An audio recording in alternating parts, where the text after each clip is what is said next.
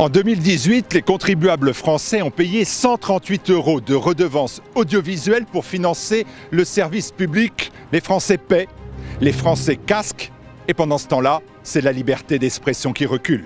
Alors, avant le 31 décembre de cette année, donnez-nous la valeur de cette redevance pour augmenter la portée de la voix de TV Liberté, pour que vos impôts aillent réellement à vos idées. Aidez-nous à porter la voix de la résistance, la voix de la dissidence. Aidez-nous à défendre vos idées. Donnez à TV Liberté.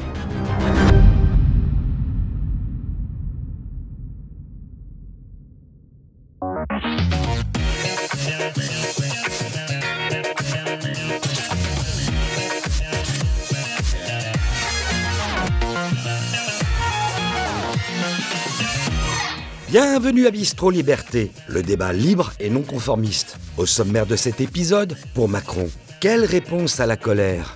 Et en seconde partie, France Insoumise, le ressac?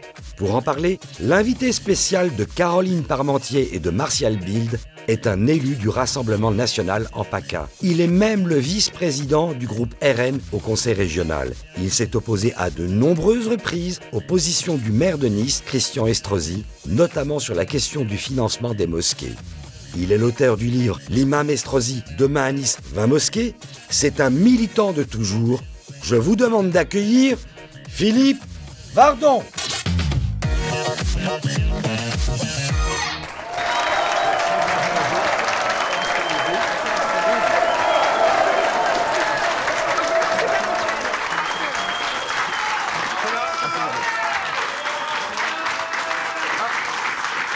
Avec les politiques, Caroline, avec les politiques, il y a toujours le fan club qui va avec. Quel accueil! C'est vous qui l'avez invité? Ah non, non, non, non, pas seulement, pas seulement, pas seulement. Mais c'est pas vous. Vous n'en connaissez aucun, et pourtant ils vous applaudissent. Ah bah, c'est plutôt bon signe. Ou alors c'est parce qu'ils ne me connaissent pas assez. Exactement, on va voir ça tout de suite. C'est sa famille, oui. Vous savez que ça va être la période de l'Avent, on va commencer très vite la période de l'Avent, qui va être d'ailleurs, tiens, ça va être aussi bientôt la Saint-Nicolas, dans la semaine de diffusion de Bistro Liberté. Un salut amical à tous nos amis de Lorraine, de l'Est, du Nord, ceux de Lyon aussi, qui vont faire la fête des Lumières. À Lyon, ça sera le 8 décembre, et puis après, ben, ça sera pour les uns solstices, pour les autres, la préparation de Noël autour de la crèche ou du sapin. Enfin, on aura l'occasion de reparler de ces traditions qu'il faut conserver. Et alors, la tradition, c'est qu'on m'a déjà fait un cadeau. Regardez un petit peu, je vous montrerai ça de plus près. Ce sont des boutons de manchette TVL qui ont été faites par notre partenaire Aquila, qui déjà nous donnait nos chemises. Merci à Christophe. Et je crois qu'on retrouve ces, non pas ceux de TVL, mais des beaux boutons de manchette sur le site lechicfrançais.fr. Voilà. Et rien pour les femmes. Et rien pour les femmes. Si, il doit y avoir sur le Chic Français des choses pour les femmes. Allez, une autre paire de manches, c'est la politique. Philippe Bardon, merci d'être venu ici à ce Bistro Liberté. Merci à vous. Je vous présenterai au fur et à mesure nos sociétaires et les nouvelles têtes de sociétaire. Bonsoir Constance. Bonsoir Martial. L'élection européenne, elle se déroulera tout juste dans 6 mois. Vous êtes porté par des bons sondages et pourtant on a le sentiment de ne pas vous trouver véritablement en ordre de bataille. Et je me suis dit, c'est parce que pour la première fois depuis 35 ans, depuis 1984, pour les européennes, il n'y aura pas un Le Pen à la tête du combat pour l'Europe des patries. C'est ça qui vous pose problème? Je crois que rien ne nous pose problème. Très objectivement, je préfère être à notre place qu'à celle de quiconque dans la vie politique française. Si on en croit tous les récents sondages, nous sommes aujourd'hui en tête des intentions de vote. Je sais ce que valent les sondages, nous ne nous emballons pas, mais enfin, néanmoins, c'est quand même un indicateur de la situation. Vaut mieux être aujourd'hui au Rassemblement national qu'au Parti socialiste, je pense qu'on sera tous d'accord. Qu'aux Républicains, on est d'accord aussi. Qu'à la France insoumise, je crois qu'on en reparlera, mais il me semble que ça va pas très bien. Et même qu'à En Marche, vu les difficultés actuelles. Donc nous sommes effectivement dans cette phase d'organisation des élections européennes. On est à 6 mois, il va falloir s'organiser un jour. Non, mais vous inquiétez pas. Le 29 mai prochain, vous inquiétez pas, tout va bien. Et nous avons aujourd'hui la chance d'être un mouvement mature, un mouvement qui est implanté sur tout le territoire. Le Rassemblement national, aujourd'hui, c'est un mouvement des terroirs et des territoires, avec des élus locaux, un groupe au Parlement européen. On est représenté aujourd'hui dans toutes les collectivités, à tous les échelons politiques. Et c'est cet appareil qui est en train de se mettre en ordre de marche, en ordre de bataille pour ces élections européennes. Il y a quand même une situation aujourd'hui qui est inédite. pour ces élections européennes. On nous avait expliqué, vous vous en rappelez, pendant l'élection présidentielle, que si Marine venait à être élue, la France deviendrait une île. On serait tout seul. Plus personne voudrait nous parler. On rend compte de quoi? Finalement, aujourd'hui, c'est Macron qui est isolé. Hein. Il se retrouve, Merkel, on ne sait pas si elle le prend encore au téléphone. De toute façon, elle est déjà en pré-retraite. Juncker est sur le départ aussi, il est reparti pour faire la tournée des bars. Et il lui reste plus que le socialiste espagnol Sanchez. Voilà, c'est son dernier ami à Macron. Nous, dans le même temps, nos partenaires, nos alliés, ou ceux qui poussent dans la même direction que nous, et qui pourront demain au Parlement européen pousser en mêlée avec nous, remportent des victoires ou en tout cas des succès électoraux dans l'Europe entière. Je pense évidemment à l'Italie avec la Lega et Matteo Salvini, mais aussi à l'Autriche, aux résultats positifs qui sont rencontrés dans tout un certain nombre de pays, en République tchèque, aux Pays-Bas. Oui, oui. On voit aujourd'hui qu'en Espagne, on ne s'y attendait pas. Non, en Espagne, pas vous êtes en ordre de bataille, Philippe Vardon. Vous êtes en ordre de bataille. Vous aimez les armées, vous les militaires. Un ordre de bataille, ça veut dire qu'il y a un chef. Alors le chef pour les européennes, c'est, puisque vous êtes en ordre de bataille, c'est le chef au Rassemblement national. C'est quand même pas mystérieux. C'est Marine Le Pen. D'accord, mais elle ne sera pas tête de liste aux européennes, elle l'a dit. Donc vous êtes en ordre de bataille. Vous avez donc une tête de liste. Oui, nous aurons une tête de liste. Vous n'êtes pas en ordre de bataille. C'est une évidence. Non mais. Vous n'êtes pas en ordre de bataille parce que vous n'avez même pas votre tête de liste. Vous savez qu'il en faut 89 avant le mois de mai. Hein. Oui, ne vous inquiétez pas, ça ira. On arrivera à les trouver dans notre millier d'élus, dans nos dizaines de milliers d'adhérents et avec la parité. Non, mais c'est pas qu'on ne trouve pas de tête de liste. Il y a au contraire plusieurs candidats à la tête de liste aujourd'hui. Il y a des noms qui circulaient. Alors allez-y. Non, mais c'est vous le journaliste Martial. Allez-y, c'est vous qui êtes en interne, c'est vous qui êtes dirigeant du Rassemblement national, c'est pas moi. La question... on dit Jordan Bardella, par exemple. Ça fait partie des noms qui ont circulé, oui. Ça vous plairait, Jordan Bardella? Mais ça fait partie, en tout cas, des hypothèses qui sont aujourd'hui sur la table, qui circulent. Et il est évident que Jordan Bardella a un certain nombre de qualités, mais ça, je pense que vous en conviendrez aussi. D'ailleurs, vous l'aviez invité ici même. Donc c'est que vous devez penser qu'il a des choses à dire. Et lui, comme tant d'autres. Mais ça peut faire plaisir à Nicolas Bay, par exemple, que ce soit Jordan Bardella. Il est le patron des députés européens, et il voit un gamin de 23 ans. Nicolas Bay, qui effectivement préside notre groupe au Parlement européen, a évidemment aussi une certaine légitimité, un certain nombre de qualités. Mais vous savez, il y a des gens qui pensent que ce type... faire un choix. Il y a des gens... Oui, mais ne vous inquiétez pas, on y arrivera. Vous savez, il y a des gens qui pensent que ce type de discussion, ça doit avoir lieu dans la presse en off, ou sur les plateaux de télé, ou dans les confidences de couloir avec les journalistes. Moi, je suis un petit peu plus discipliné que ça. J'ai un avis sur la question, mais je le ferai partager à nos instances, dans les discussions du Bureau national. Et je pense que nos cadres doivent débattre de cela, surtout dans nos instances, et pas forcément dans les médias. Voilà.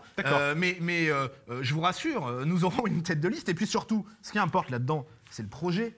Parce que la difficulté, chez LR, la tête de liste, on ne sait pas qui c'est non plus. Mais la difficulté, c'est que chez eux, on ne sait pas non plus quel est le projet. C'est-à-dire, est-ce qu'on va partir pour faire du centrisme européiste? Est-ce qu'on refait un petit peu de souverainisme? Ils ont l'air de s'en éloigner d'ailleurs. Je ne parlerai pas de la France insoumise de suite, parce qu'on va en parler tout à l'heure, mais alors là aussi, pour les européennes, ça m'a l'air extrêmement compliqué. Et puis, chez En Marche, on connaît notre projet. D'ailleurs, c'était la fameuse formule de Macron, parce que c'est notre projet. Et pour autant, on ne sait pas qui va le mener. On avait parlé de Cohn-Bendit. On a vu Juppé. Voilà, maintenant, on attend aussi de leur côté. Concrètement, Philippe, moi, je suis serein. Il y a quelque chose que vous pouvez faire sereinement, c'est de s'entendre, par exemple, avec Nicolas Dupont-Aignan. Il a été loyal et courageux, vous l'avez dit, lors du second tour de l'élection présidentielle. Il attendait peut-être un retour d'ascenseur. C'est-à-dire ? Et vous lui renvoyez la porte. Parce que vous, en politique, faites des choses pour avoir des retours d'ascenseur. Moi, c'est pas. Moi, c'est pas dans le courage et dans l'honnêteté, dans la loyauté. Mais personne ne nie aujourd'hui que Nicolas Dupont-Aignan, qui n'était pas forcément celui qu'on attendait le plus, il y en a qu'on attend encore, qui devait arriver dans l'entre-deux tours, on les a toujours pas vus. Il n'a pas manqué de courage. Il n'a pas manqué de loyauté, Nicolas Dupont-Aignan, bien sûr, mais il l'a fait non pas pour, je pense, un retour d'ascenseur. Si Nicolas Dupont-Aignan l'a fait, c'est parce qu'il considérait que notre projet était le plus bénéfique à notre nation et à notre peuple, et parce qu'il était en accord avec ce que nous défendions. Bon, la question des européennes. Moi, je suis le premier à regretter que Nicolas Dupont-Aignan fasse cavalier seul. Voilà. Il a décidé que lui allait mener sa liste avec ses amis. Nous, on est dans une démarche qui est excusez-moi, mais rigoureusement différentes. Déjà, nous sommes en tête des intentions de vote. Donc, notre objectif n'est pas juste d'avoir quelques députés à l'Assemblée, c'est louable. Mais nous, notre objectif, c'est réellement de porter au sein du prochain Parlement européen l'objectif de la refondation profonde de l'Union européenne pour aller vers le modèle d'une Europe des nations. Donc, si vous voulez, on ne peut pas se placer dans cette situation. Nicolas Dupont-Aignan nous dit venez tous derrière moi, je serai votre chef. C'est un petit peu compliqué. Donc, on peut le regretter. Après, écoutez, vous savez, la politique, c'est aussi ça. Ça empêchera sans doute pas, moi je le souhaite, je l'espère, que Nicolas Dupont-Aignan puisse travailler avec nous ensuite au Parlement européen et disons, s'associe à tout ce que portera notre groupe, que j'espère être un groupe majoritaire. Nicolas Gauthier, vous vouliez poser une question à Philippe Vardon. Je vous en laisse bien évidemment la possibilité pour Boulevard-Voltaire. C'est très aimable à vous, cher Martial. Mais je suis comme ça ce soir. On parle beaucoup en ce moment, sous une certaine presse de droite, justement de cette fameuse union des droites qu'on verrait se dessiner avec effectivement ce qui a été la France bien élevée de la Manif pour tous et une France peut-être moins bien élevée mais plus bruyante qui serait celle des Gilets jaunes. La question que je voulais vous poser, c'est qu'y a-t-il de commun? C'est ce que dit le sociologue et le démographe Christophe Guilly, c'est qu'il peut y avoir des valeurs communes entre ces deux France, mais les intérêts de classe ne sont pas les mêmes. Sachant que l'ouvrier lepéniste sera peut-être toujours plus proche de l'ouvrier lepéniste que de son patron, qui fait partie d'une classe sociale qui, elle, est la gagnante de la mondialisation, au contraire de la France des Gilets jaunes. C'est évidemment, tout est toujours plus nuancé que ça. Je ne pense pas que tous les patrons soient les grands gagnants de la mondialisation, loin s'en faut. Hein. Tout le monde n'est pas Carlos Ghosn. Mais c'est ça, un gagnant de la mondialisation. Il n'a pas gagné la dernière manche, je vous l'accorde. Il faut nuancer. Le voyage au Japon, la prochaine fois, il faut éviter les sushis, c'était pas la bonne période. Il a peut-être touché 20 000, mais il est en prison. Oui, c'est ça. Voilà. Il est passé par la Gaspésie. Bon. Moi, je ne sais pas. Je vais vous dire sincèrement, je me méfie toujours des formules ou des mots qui piègent parce que tout le monde les réinvestit différemment. Donc union des droites, alliance des droites, je ne sais pas ce que ça veut dire, je ne sais pas avec qui forcément. Si l'idée c'est de dire que tous ceux qui pensent que ce sont les nations qui doivent être au cœur du projet européen, tous ceux qui pensent que les peuples doivent avoir le droit à disposer d'eux-mêmes mais aussi à demeurer eux-mêmes, doivent se parler, travailler ensemble, évidemment, je signerai immédiatement. Maintenant, j'ai l'impression que c'est un petit peu parfois un mot valise qui peut éviter d'avoir à réfléchir de manière trop complexe. Et je crois, les intérêts de classe, ça existe. L'analyse sociale, l'analyse économique, ça existe et c'est réel et c'est vrai. Et ça explique parfois la vie des partis, la vie des syndicats, la vie des familles aussi, bien sûr. Pour autant, il y a aussi des choses qui transcendent tout ça. Je pense que, pour le dire assez simplement, l'attachement à la fois à l'indépendance et à la persistance de la France, c'est quelque chose qui transcende largement les classes. Et que peuvent se retrouver là-dedans à la fois l'ouvrier, tant qu'il en reste, et le petit patron. Très grand, aussi. Il faut voir. Oui, le petit patron, c'est pas... Parce que vous avez évoqué tout à l'heure la situation italienne. Là, effectivement, la coalition gagnante, c'est pas une union des droites, ce sont deux populistes différents. Comme si en France, il y avait une union Marine Le Pen et Jean-Luc Mélenchon. Je l'attendais. Sauf que, honnêtement, entre les 5 étoiles et Jean-Luc Mélenchon, il y a d'énormes différences. C'est un peu une lecture un petit peu rapide. Les 5 étoiles simpliste. Jamais. Les 5 étoiles sont nées d'un espèce de phénomène bizarre autour d'un type qui était un Coluche de local, spectacle, un humoriste. Ouais, enfin un truc entre Coluche et Dieudonné, disons quoi. Oui. Un petit peu plus corrosif, un petit peu plus subversif, et avait des positions assez iconoclastes. Ils étaient, par exemple, Beppe Grillo, pour le nommer, qui est donc à l'origine des 5 étoiles, était pour la sortie de l'euro. Très défavorable à l'adoption du droit du sol en matière d'immigration. Donc tout ça est un petit peu plus compliqué, même si c'est vrai que Di Maio est une figure un petit peu plus social-démocrate que ce qu'il semble. Mais la question que vous posez est pertinente. Mais aujourd'hui, pour parler de la situation italienne que je connais bien, on n'est pas dans un gouvernement. On a en fait 2 gouvernements. On a la Lega qui gère ses affaires de son côté, et les 5 étoiles qui gèrent les leurs de leur côté. Ils essayent de ne pas s'opposer, mais c'est un petit peu on va comme ça que reparler ça se passe. d'Italie. Je crois que Pierre Gentillet veut vous poser une question. Il veut rester très franco-français. Enfin non, je veux qu'on parle d'Europe, mais bon, écoutez, c'est parfait, vous parlez d'Italie, c'est justement une question sur l'Italie et sur l'Europe que je vous faisais, Philippe Mardon. On voit que l'Europe est en train un petit peu de changer de dirigeant. Vous en connaissez un, vous êtes à Nice, vous êtes juste à côté de l'Italie. Matteo Salvini a clairement une politique qui n'est pas favorable à celle de Bruxelles. On voit qu'il y a un mouvement qui est en train d'émerger en Allemagne, assez contestataire avec l'AfD et puis tout ce qui se passe à Chemnitz. Il y a la Hongrie, il y a l'Autriche, etc. Bon. Si on arrive dans un scénario qui est peut-être de plus en plus probable d'explosion de la structure de l'Union européenne, est-ce que dans votre esprit, l'idée européenne doit être abandonnée? Et je précise mon propos. Vous êtes niçois. Nice a été longtemps, alors je ne sais pas si on va dire italien, attention, malheureux. Alors, laissez-moi terminer la question. J'arrive après, mais si on n'a qu'une heure et demie, ça va être dur pour vous refaire l'histoire de Nice. On embrasse. Ma question est très simple.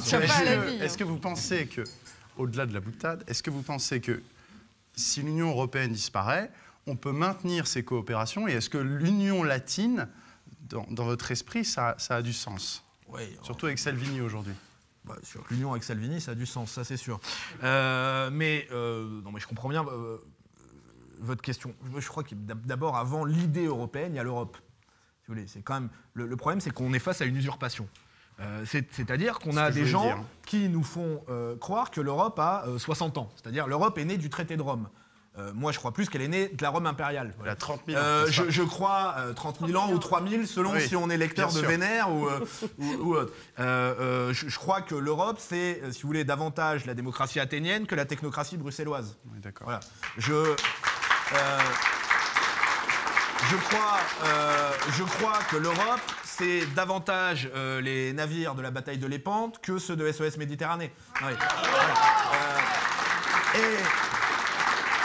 Et donc, du coup, que c'est davantage Salvini ou Orban que Moscovici ou Juncker. Voilà. Donc, l'Europe, elle n'a pas attendu l'Union européenne. L'Union européenne, d'une certaine façon, a usurpé.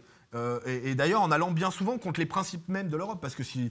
On va pas faire une émission sur l'Europe, mais le principe de la démocratie, les États-nations même, la liberté des peuples, etc., c'est des idées à nous, nées chez nous, nées en Europe, et qui sont totalement bafouées aujourd'hui par l'Union européenne, qui est vraiment l'incarnation du fameux monstre froid. Alors là, on est au bout du bout du bout. Mais évidemment que l'Europe continuera, même si l'Union européenne venait à s'effondrer, ou disons à être tellement modifiée... qu'on l'appelle plus comme ça, etc. Donc moi, ça me semble une évidence. L'Europe, c'est un continent, déjà, c'est une réalité historique, c'est une réalité culturelle, une réalité spirituelle. Et donc, c'est nécessaire. Le problème, c'est qu'aujourd'hui, l'Union européenne, c'est un peu comme, quelque part, comme l'État. C'est-à-dire, il est partout où on n'aurait pas besoin de lui, et quand on en a besoin, il n'est jamais là. Voilà. Et l'Union européenne, c'est un peu ça. Là, on aurait besoin de coopération. Évidemment, la protection des frontières extérieures. C'est ça, c'est l'arnaque de départ. Ça vaut pour le marché économique comme pour la question migratoire. On nous explique qu'on va tous se mettre ensemble et puis on va abattre tous les murs, mais attention, à l'extérieur, on va faire une forteresse, ça sera impayable. C'est la promesse de Schengen, c'est la promesse du marché commun, devenu marché unique. Et en réalité, quoi ? On n'est pas protégé à l'extérieur, donc on n'a plus aucune protection. Donc on nous a expliqué, on va mettre un grillage autour du lotissement, vous pourrez laisser votre porte ouverte, et là finalement on n'a pas mis le grillage, on nous a carrément enlevé la porte. C'est ça la réalité. Non mais c'est ça la réalité qu'on vit aujourd'hui. Et donc il est évidemment nécessaire de repartir totalement sur notre base. Mais oui, il faut une Europe des coopérations, des libres coopérations. D'ailleurs l'Europe qui a fonctionné, je veux dire... C'est un peu les exemples tarte à la crème, mais c'est bien réel.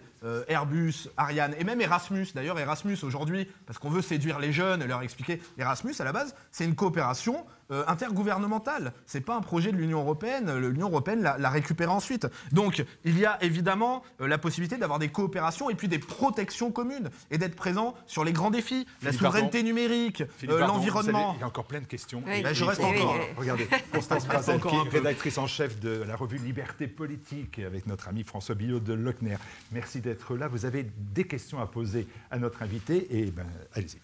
Alors oui, Philippe, pardon, on parlait, vous êtes aux portes de l'Italie, Pierre mentionnait effectivement le regard que vous pouvez avoir sur Salvini.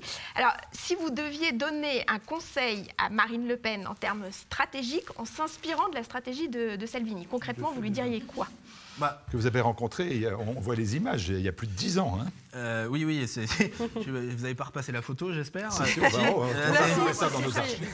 On va retrouver ça dans nos archives. C'est pas très gentil. Alors lui, il avait encore la boucle d'oreille et moi, j'avais encore des cheveux, donc c'était il y a 11 ans. Bon. Il a gardé les cheveux, vous auriez dû mettre la boucle d'oreille. Oui, je ne suis pas certain de ce choix, mais je vais y songer. Je crois que c'est un peu compliqué, parce que tout d'abord, c'est aussi Marine qui a donné un certain nombre de conseils à Matteo Salvini. Donc en gros, Matteo Salvini a gagné grâce à Marine Le Pen. Non, mais tout n'est pas évidemment pas si simple, mais il y a eu une vraie proximité. Il a fait des choix très courageux. Il faut penser que quand il a repris la Ligue en 2013, elle était à 4%. Aujourd'hui, dans les enquêtes d'opinion, ils sont à 36,5%. Après avoir été élus en avril dernier, à 17%. Vous voyez, 4% en 2013, 17% en avril, et aujourd'hui 36,5%. Je crois que la leçon principale, c'est l'audace. L'audace, tout d'abord, d'aller travailler effectivement avec le Front National à l'époque, puis le Rassemblement National. Ce n'était pas le cas avant. Et cette union, elle est née à partir de 2013, des européennes de 2014. Ça, c'est à l'étranger, mais à l'intérieur. Non, mais ça a participé, parce qu'à l'époque, la Lega avait même fait des tracts quand Salvini disait « Votez pour moi », c'est voter pour elle, avec la photo de Marine. Donc c'est une audace globale de la part de Salvini. Moi, je te reconnais, je le connais effectivement un petit peu, je suis impressionné. Je suis impressionné parce qu'on pense souvent que l'exercice du pouvoir, ça vous écrase, vous ne pouvez plus parler, vous ne pouvez plus rien faire, etc. Bah lui, il fait. Et moi, j'ai le sentiment, moi j'aime la politique, et j'ai le sentiment que ce gouvernement italien, et d'ailleurs même les 5 étoiles, je ne suis pas d'accord avec tout, mais sont en train de réhabiliter le principe même de la politique, la volonté, le courage, la capacité à dire non. Voilà. Oui, là... Non, il n'y a plus. Excusez-moi, non, il n'y a plus de bateaux qui arrivent. Non, c'est fini. Ah ben non, c'est terminé. Non, mais dans la pratique, dans la politique du pouvoir, on est d'accord. Non, on ne se plie pas. Excusez-moi. Moi, je vous parle de la conquête. Non, on ne se plie pas. Non, on ne se plie pas aux exigences de Bruxelles. Ah ben oui, mais vous pouvez pas. Ben non. Non, on ne fait pas, parce qu'on est l'Italie, parce que le peuple nous a choisis pour cela, et donc on ne se pliera pas. Je crois que la leçon principale, et j'en reviens à votre réponse, c'est celle-ci, c'est l'audace, c'est la volonté, c'est l'affirmation comme ça, sans embâge. Il n'y a pas... Matteo Salvini, il a fait campagne de manière très audacieuse, beaucoup de terrain, beaucoup de proximité. Vous nous avez expliqué tout à l'heure... L'union des droites, moi je ne sais pas trop ce que c'est. En fait, bon, c'est un mot valise, on met un peu ce qu'on veut dedans, etc. etc. Mais Matteo Salvini, il a eu des périodes d'union, justement. Et ça vous inspire quoi, vous constaterez que ce n'est pas forcément ça qui l'a amené au pouvoir cette fois-ci. La réalité, si on veut aller... Il y a des étapes. Si on veut aller... Oui, mais ce n'est pas la première fois que la Lega gouverne, vous avez raison. La Lega a gouverné dans des gouvernements de Berlusconi. Sauf que là, ce qui s'est passé, de manière très inattendue et très heureuse, c'est que la Lega a bouffé tout le monde. Mais justement aussi au titre de cette audace. En fait, si vous voulez, si je prends cette terminologie, Matteo Salvini, il a fait l'union des droites, mais au sein de la Lega.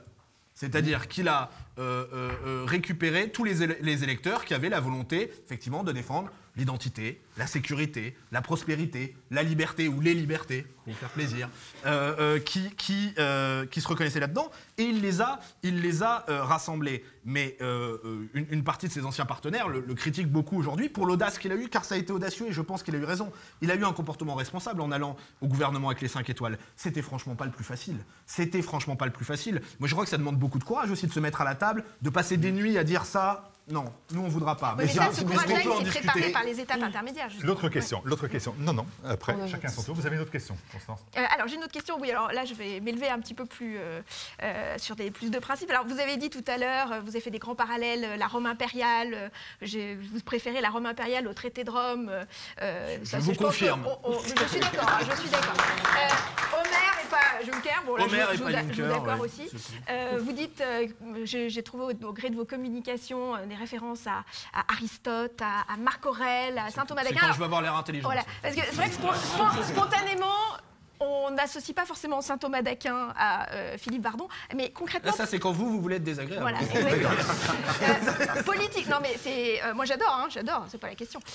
Politiquement, pour vous, ça veut dire quoi, tous ces mots, justement, tous ces mots? C'est évidemment des références, c'est pas... Moi, j'aime pas le snobisme intellectuel, c'est évidemment des références qui sont incontournables dans un parcours. Je prétends pas être aussi sage que Marc Aurèle, je prétends à ce que parfois ça puisse m'assagir, voilà.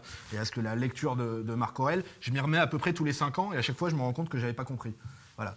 Ça fait partie effectivement de ces lectures qu'on lit différemment quand on est un jeune militant, un jeune activiste, quand on entre dans une vie plus active et puis quand on a des responsabilités comme les miennes aujourd'hui en tant qu'élu, en tant que responsable de mouvement. Et ce sont des jalons, ça ne se traduit pas dans le programme politique, dans le projet, dans les 144 mesures de la présidentielle. Quand les philosophes essayent de faire de la politique, généralement ça se termine assez mal, on est d'accord. Ça ne réussit pas toujours, ça réussit pas toujours. Surtout cela, ça leur a tous réussi.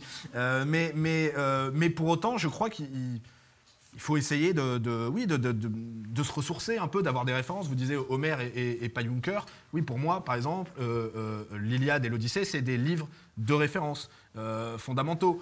Dans les 144 mesures du projet présidentiel de Marine, vous n'allez peut-être pas pouvoir trouver la trace exacte de l'Iliade et de l'Odyssée. Et pourtant, je crois qu'il faut avoir quelque chose qui nous soutient et qui nous donne un peu la force pour parfois, parce que c'est pas toujours facile, la politique. Moi, je pleurniche pas, on est au centenaire de l'armistice, donc on a quelques-uns qui ont plus souffert que nous. Mais la politique, c'est pas toujours facile. Et à un moment, pour se ressourcer, pour repartir au combat, il faut avoir des choses un petit peu plus profondes qu'une mesure, un petit peu plus profonde que l'expulsion de ça, ou la baisse de tel impôt, ou l'augmentation de celui-ci, qui fait qu'on se lève et qu'on se bat. Nicolas Gauthier, qui veut vous poser une question, je pense un peu en référence à votre passé rebelle de Nice, et sur la question de l'identité. Oui, la question identitaire est quand même de façon ouverte ou moins ouverte, quand même au cœur de nombreux débats aujourd'hui. Mais je voulais savoir comment est-ce que vous la définissiez, ou essayez au moins de la définir. Est-ce que être français, est-ce qu'on est français par l'ethnie, par la langue, la religion, il y a la culture, il y a l'histoire, mais il y a aussi la province, l'identité, ça peut être aussi le village, le club de foot. Est-ce qu'il y a une identité unique ou est-ce que cette identité est faite elle-même d'identités multiples? Vous avez parfaitement raison. L'identité, c'est un petit peu les poupées russes.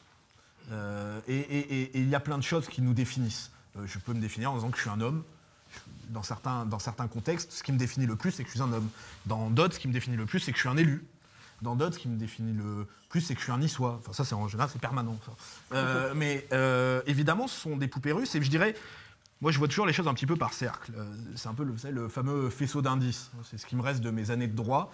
Hein. Le faisceau d'indices. L'identité, c'est un faisceau d'indices. Et c'est ce qui va faire la proximité ou l'éloignement. C'est pas une raison unique. C'est pas que la langue, c'est pas que la spiritualité ou la religion, c'est pas que l'origine géographique, mais ce faisceau va faire qu'on se ressemble plus ou moins, et quelque part qu'on se rassemble plus ou moins. Et cette proximité va nous définir les uns par rapport aux autres. Aujourd'hui, pourquoi la question de l'identité, elle est effectivement, vous le disiez, centrale. Et on en reparlera quand on parlera tout à l'heure de la France insoumise. Je crois qu'aujourd'hui, c'est une question qui traverse toutes les forces politiques. Elle est centrale parce qu'il y a la confrontation avec l'autre. Tant qu'on est entre nous, comme on dirait en Irlande, ne se pose pas, tant qu'on est entre nous, tout va bien. À un moment, si les Grecs se découvrent grecs, il faut qu'il y ait les Perses qui débarquent, parce que sinon, ils continuent à se mettre des coups ensemble. Et d'un coup, on se retrouve aux Thermopyles et par la suite, etc., à faire front ensemble contre celui qui est encore plus différent. C'est l'autre avec le grand A qui fait qu'on découvre le nous avec le grand N. De la même façon, on parlait tout à l'heure d'Europe, la première fois où on parle d'Européens, c'est pour définir les chevaliers rassemblés à la bataille de Poitiers. Je crois que c'est, je ne veux pas dire de bêtises sur cet historien, il me semble que c'est Isidore de Séville, qui parle d'Européens pour définir les chevaliers qui sont à la bataille de Poitiers, qui sont les chevaliers chrétiens et qui nous défendent. C'est quand même assez intéressant là aussi. Et effectivement, c'est la confrontation à l'altérité qui fait qu'on s'interroge. Moi, si à un moment pourquoi je me suis découvert niçois? Moi, je suis du côté de ma mère d'une famille de rapatriés d'Algérie, de pieds noirs, comme on dit chez nous, et du côté de mon père d'une vieille famille niçoise, en effet. Mais j'ai grandi en cité, après la séparation de mes parents, et j'ai découvert ce que c'était d'être une minorité. Et c'est là que je me suis posé toutes ces questions. Quand à un moment, je me suis dit, mais enfin, je suis normalement, si j'ai bien compris, c'est grosso modo chez moi. Enfin, en tout cas, c'était aussi chez mes ancêtres. j'ai pas le sentiment que c'est ce que je ressente aujourd'hui. Je suis dans un immeuble où je me sens effectivement plutôt minoritaire. Qu'est-ce qui se passe? Pourquoi? Comment? Et à partir de là, j'ai commencé à me poser des questions qui ont mené à un engagement politique, mais aussi à une forme de... On parle souvent de l'image de la reconquista, la reconquête. Moi, je pense qu'il y a aussi une forme, et on est tous un peu tributaires de ça, de reconquête intérieure. Moi, je l'ai vécu comme ça. C'est qu'à un moment, c'est en m'interrogeant que j'ai redécouvert aussi ce qu'était l'identité niçoise de ma famille. Et je continue toujours de le découvrir et de le transmettre à mes enfants. Mais c'est ça qui nous permet de nous poser cette question qui est effectivement essentielle. C'est qui suis-je, hein? Caroline. Oui. C'est bien que vous cédez entièrement la parole. On l'a vu tout à l'heure, vous êtes l'auteur de l'imam Estrosi. Vous avez dénoncé le clientélisme religieux des élus de la PACA. Où en est-on du communautarisme islamiste en France depuis Emmanuel Macron? Emmanuel Macron. Je croyais que vous alliez me lancer sur Estrosi. Mais je vous en prie. Normalement, c'est toujours super populaire. C'est le seul type dont je dis le nom. En toutes circonstances, il est hué. C'est quand même incroyable. Alors, on reprend. Avec Macron, vous êtes l'auteur avec Macron, ça marche aussi. Bon, je vais faire le tête. Non, mais évidemment, enfin... je vais vous répondre sur Macron, et puis si vous voulez, on reparlera de Christian. Cri-cri. Le communautarisme, c'est la vision de la société d'Emmanuel Macron. Il pense comme ça. Et c'était assez clair dans son projet présidentiel. Hein. Il a cette vision-là de la société. Ils sont actuellement, vous avez vu, il dissémine comme ça les petits éléments de langage pour nous expliquer qu'il faut que la religion rattrape son retard. C'est un concept. C'est-à-dire qu'on considère qu'en fait, ici, à un moment, c'était un terrain vague.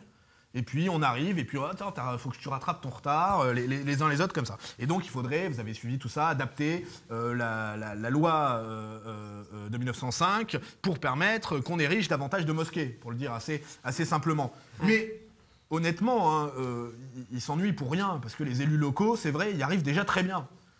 Et Christian Estrosi, il arrive très très bien. Lui, il a décidé, alors pour l'instant, il n'a pas encore réussi à en construire une, il donne des locaux municipaux aux mosquées. Et c'est ainsi qu'à Nice, il a installé dans 2 locaux municipaux des mosquées de l'Union des organisations islamiques de France, c'est-à-dire les frères musulmans. Et moi, j'ai même eu... Je ne sais pas si c'est pour l'UOIF ou pour Estrosi, ça peut faire double emploi.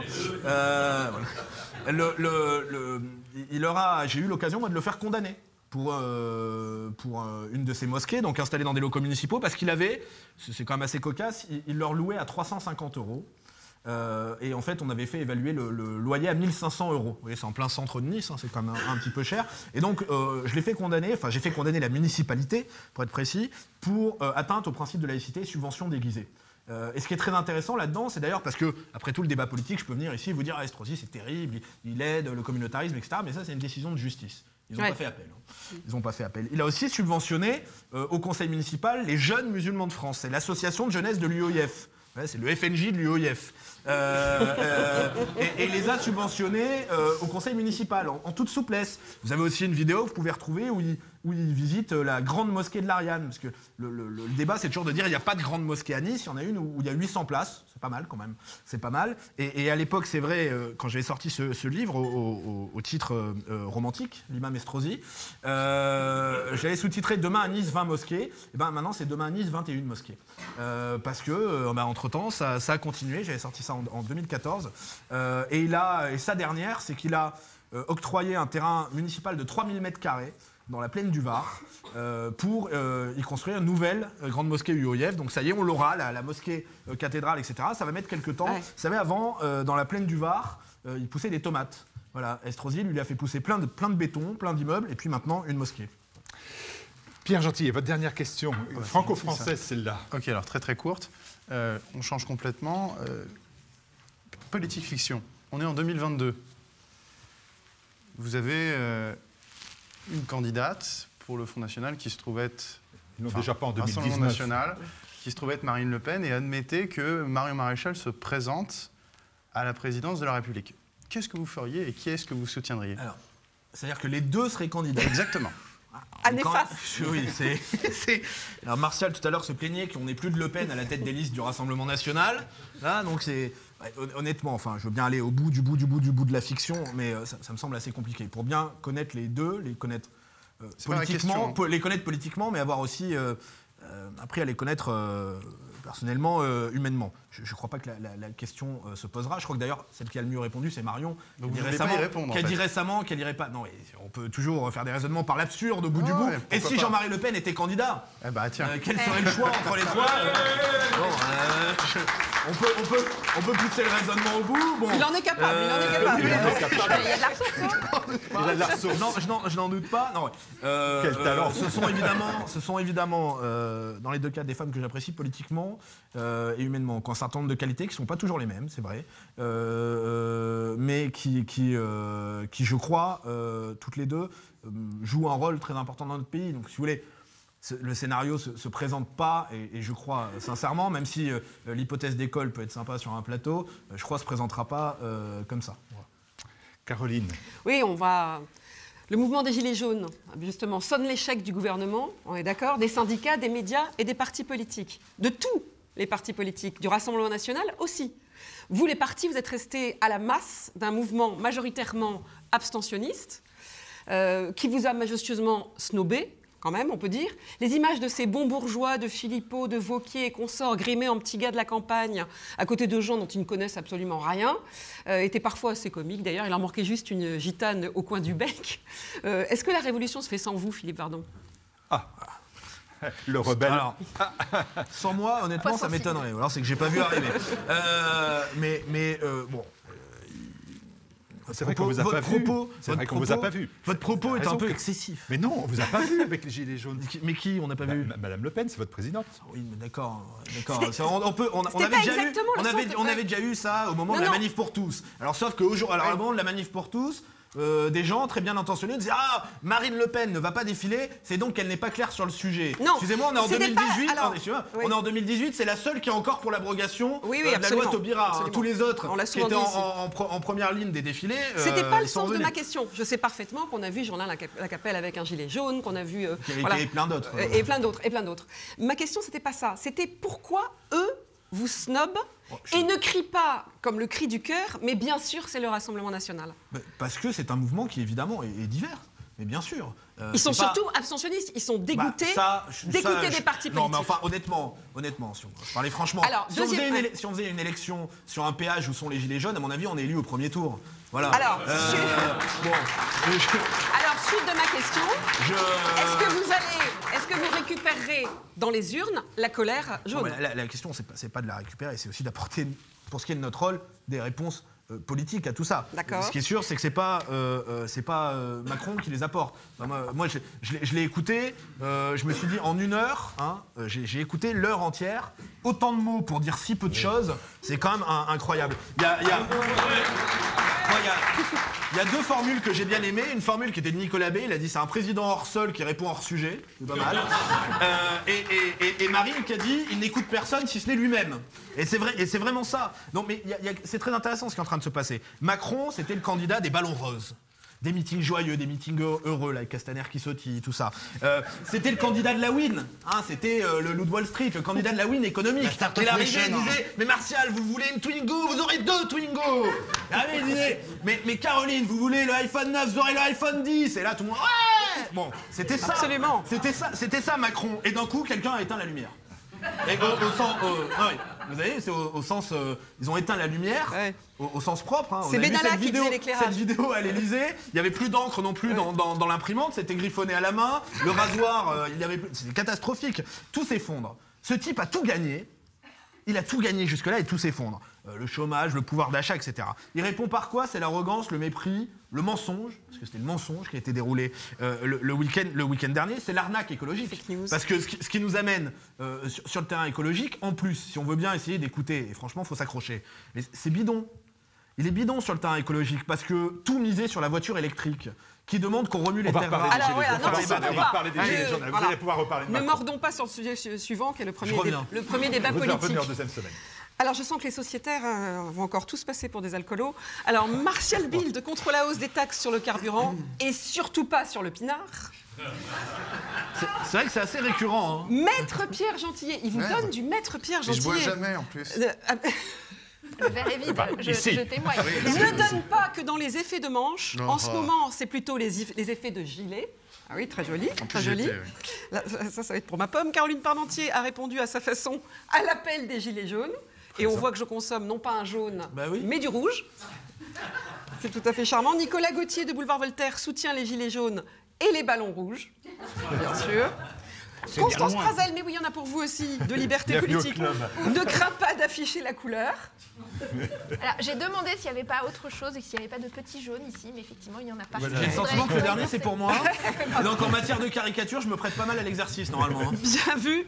Philippe Vardon, radicalement identitaire, gilet jaune, power. Ouais. Bon.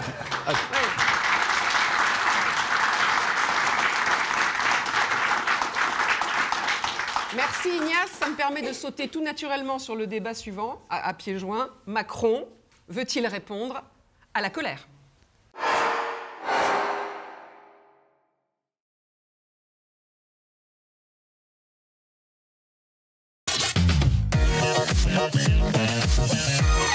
Pour Macron, quelle réponse à la colère ? Face à un mouvement populaire puissant et plus que jamais déterminé, le gouvernement est resté sourd et inerte pendant plusieurs semaines. Il semble vouloir dorénavant calmer le mécontentement qui s'exprime à travers toute la France. Mais devant tant de détermination et de revendications, les réponses apportées par Emmanuel Macron sont-elles suffisantes et adaptées ? Quelle réponse à la colère ?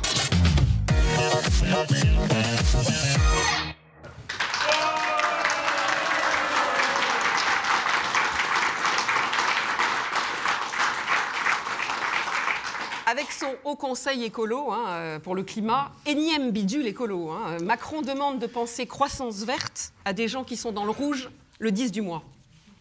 Philippe Vardon, vous dont Marine Le Pen dit que vous avez une sensibilité sociale forte, est-ce que Macron veut répondre à la colère des Français ? Ouais, je crois qu'il... Macron, on est un peu dans le sauf qu'il peut, là. Il essaye d'endormir, il fait beaucoup de phrases. Quand on a regardé ce dont on parlait tout à l'heure, cette espèce d'heure, ce grand laïus, on avait un peu l'impression... C'était long. C'était très long, on est quand même d'accord. On avait l'impression un peu d'un type qui faisait un exposé, genre j'ai tout compris à la transition écologique et je vais venir vous l'expliquer. Et avec cette arrogance, ce mépris qui fait que forcément, si vous n'êtes pas d'accord, c'est que vous n'avez pas compris. Donc je reviens vous l'expliquer. Moi, ce qui me fait peur, c'est qu'ils reviennent la semaine prochaine en mode 2 heures, en disant mais vous avez toujours pas compris, je reviens vous réexpliquer. Et on peut continuer comme ça, parce qu'à aucun moment ils ne se remettent en cause. Et je le disais tout à l'heure, ils se remettent pas en cause, même sur le fond. Parce qu'évidemment, il y a l'augmentation du prix de l'essence. On nous explique qu'en fait, c'est pas de notre faute, même s'il y a 60% de taxes sur ce qu'on paye à la pompe. Mais il y a le fond dans tout ça. C'est que donc, l'avenir radieux, ça serait la transition écologique. Seul problème, c'est que ce qu'ils nous proposent dans le domaine de la transition écologique, ça ne tient pas tellement la route, en plus du reste. Et qui demande donc des sacrifices énormes, des efforts énormes aux Français. Pour quel résultat ? Je commençais à le dire tout à l'heure sur l'histoire de la voiture électrique. On est les seuls à tout miser sur la voiture électrique. Seul problème, c'est que la voiture électrique, sans partir dans trop technique, mais pour notamment la fabrication des véhicules et la fabrication des batteries en particulier, ça demande qu'on ait recours aux métaux rares, aux terres rares. Il nous a dit que c'était pour devenir indépendant, qu'on soit plus dépendant des énergies fossiles. Manque de peau, les terres rares, c'est pas vraiment dans le Larzac qu'il y en a. Donc ça nous met en dépendance avec la Chine. Il y a un vrai problème, on n'a pas encore d'études sur les ondes. Quand on recharge les voitures, c'est souvent dans des maisons individuelles, etc. On n'a aucun recul là-dessus. Il y a le problème du retraitement. Derrière, du recyclage. Là aussi, on n'a pas de réponse. Après, il nous dit le truc de l'avenir, c'est les éoliennes. Les éoliennes, ça produit pas assez. Les 3/4 du temps, ça demande quand même de la thermie. C'est pas une solution non plus. C'est quoi la solution ? C'est le tout nucléaire ? Non, c'est pas le tout nucléaire, mais c'est de commencer par pas expliquer à Jean-Michel Durand dans sa petite voiture individuelle que c'est lui qui pollue la Terre entière, quand dans le même temps, on continue de signer les traités de libre-échange, quand on continue de défendre un modèle économique qui fait qu'on fabrique en Chine pour vendre en Europe et pour recycler en Afrique, c'est-à-dire qu'en gros, on fait produire à des esclaves pour revendre à des chômeurs ou des futurs chômeurs, la solution, c'est quand même de commencer par remettre en cause le modèle qui est le plus polluant. C'est intéressant de voir que vous êtes membre du lobby du nucléaire, c'est toujours bien de savoir que vous êtes membre d'un lobby. La question, c'est pas celle du lobby du nucléaire, la question, c'est de se poser les bonnes questions. Un seul cargo transporteur de marchandises, ça pollue plus que toutes les voitures individuelles françaises. Il y en a 60 000, il y en a actuellement Il y a 60 000 super cargos transporteurs de marchandises qui sillonnent le monde. Alors moi, je veux bien qu'on m'explique, encore une fois, que c'est Monsieur Dupont, Monsieur Durand dans sa voiture, l'artisan avec son berlingot, le paysan la mère de avec son famille diesel. avec ses 4 enfants, le type qu'on a viré des centres-villes parce qu'il a plus les moyens d'y vivre et qui est obligé, qui est maintenant à 30 km et qui doit revenir y travailler. Donc quand il sait que c'est lui qui est le responsable de la situation écologique, j'ai un doute. Et dans le même temps, si vous voulez, pour reprendre la formule consacrée, aucune remise en cause de ce modèle du libre-échange mondialisé qui est celui qui tue. Qui est celui qui tue et qui épuise notre planète. Là, c'est un discours qu'on pourrait entendre. On est en plus du reste, dans le mépris, l'arrogance, le mensonge, en plus dans l'arnaque écologique. Alors, Constance.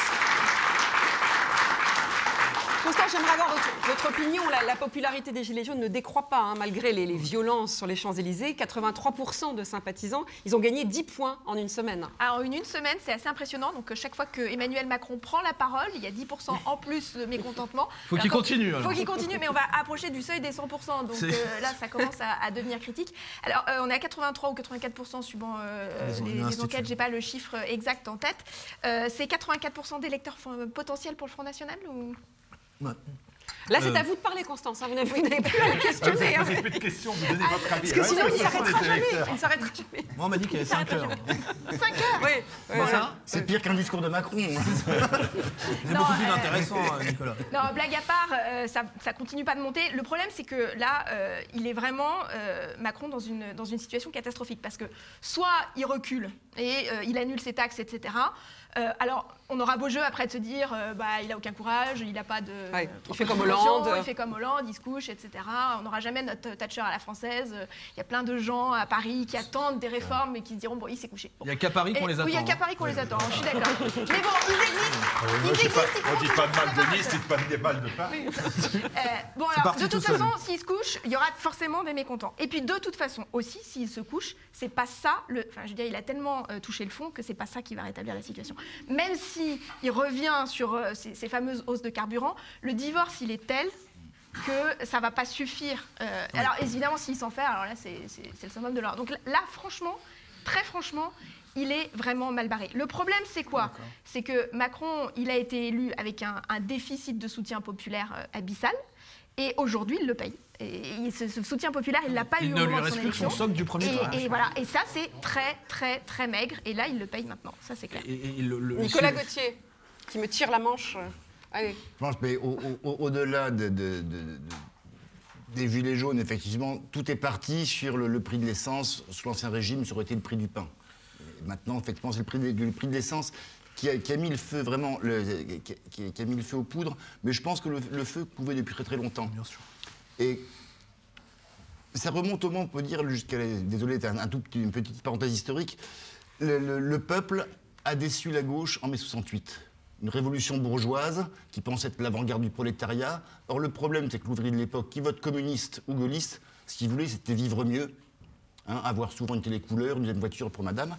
Et c'est depuis cette époque qu'une certaine gauche médiatique a développé une haine sourde, un mépris sourd du peuple français. Ça se voit avec le premier film un des premiers films d'Yves Boisset, Dupont-la-Joie. Ça se voit avec le fameux Beauf de Camus. Ça se voit avec les chansons de Renaud, autre grand bourgeois 68 tard. Une de ses chansons qui s'appelle Mon Beauf. Je cite de mémoire, dit « Et pendant ces congés payés viennent par leur unique présence polluer nos paysages. » C'est-à-dire que le salaud de pauvre, non seulement il ose prendre des vacances, il part en vacances. Et en plus il est moche avec son Bob Ricard. Il me gâche la vue du perron de ma villa. Et ça fait comme ça des années où ça se voit dans tous les médias. Et ce qui se passe aujourd'hui, c'est un peu la révolte des chiens. François Bousquet d'Éléments, une jolie formule, il dit c'est la révolte du plouc émissaire. Parce que ce Français, qu'est-ce qu'il voit? Le reflet que les médias lui donnent de lui, c'est un salaud qui vote Le Pen. Dans le meilleur des cas, s'il s'abstient, c'est un inconscient qui favorise la montée du Front National. S'il vote Le Pen, c'est un salaud et un raciste. En plus, il est présumé sexiste et misogyne. Toute la mise en scène autour de l'écrivain Édouard Louis pour en finir avec les belles gueules, c'est une famille, la sienne en l'occurrence, de sales prolos homophobes. Et ses parents, quand ils ont lu le livre, disent « Mais on n'est quand même pas des monstres comme ça ». Et ce mec passe sur tous les plateaux télé pour cracher à la gueule de ses parents. Dans le même temps, le prolo, c'est le chasseur. qui va tuer Bambi tous les dimanches et qui tue des vététistes. Il mange de la viande, donc il est coupable du génocide animal. Si c'est un paysan, Il n'a plus les moyens de manger de la sols. viande. Hein.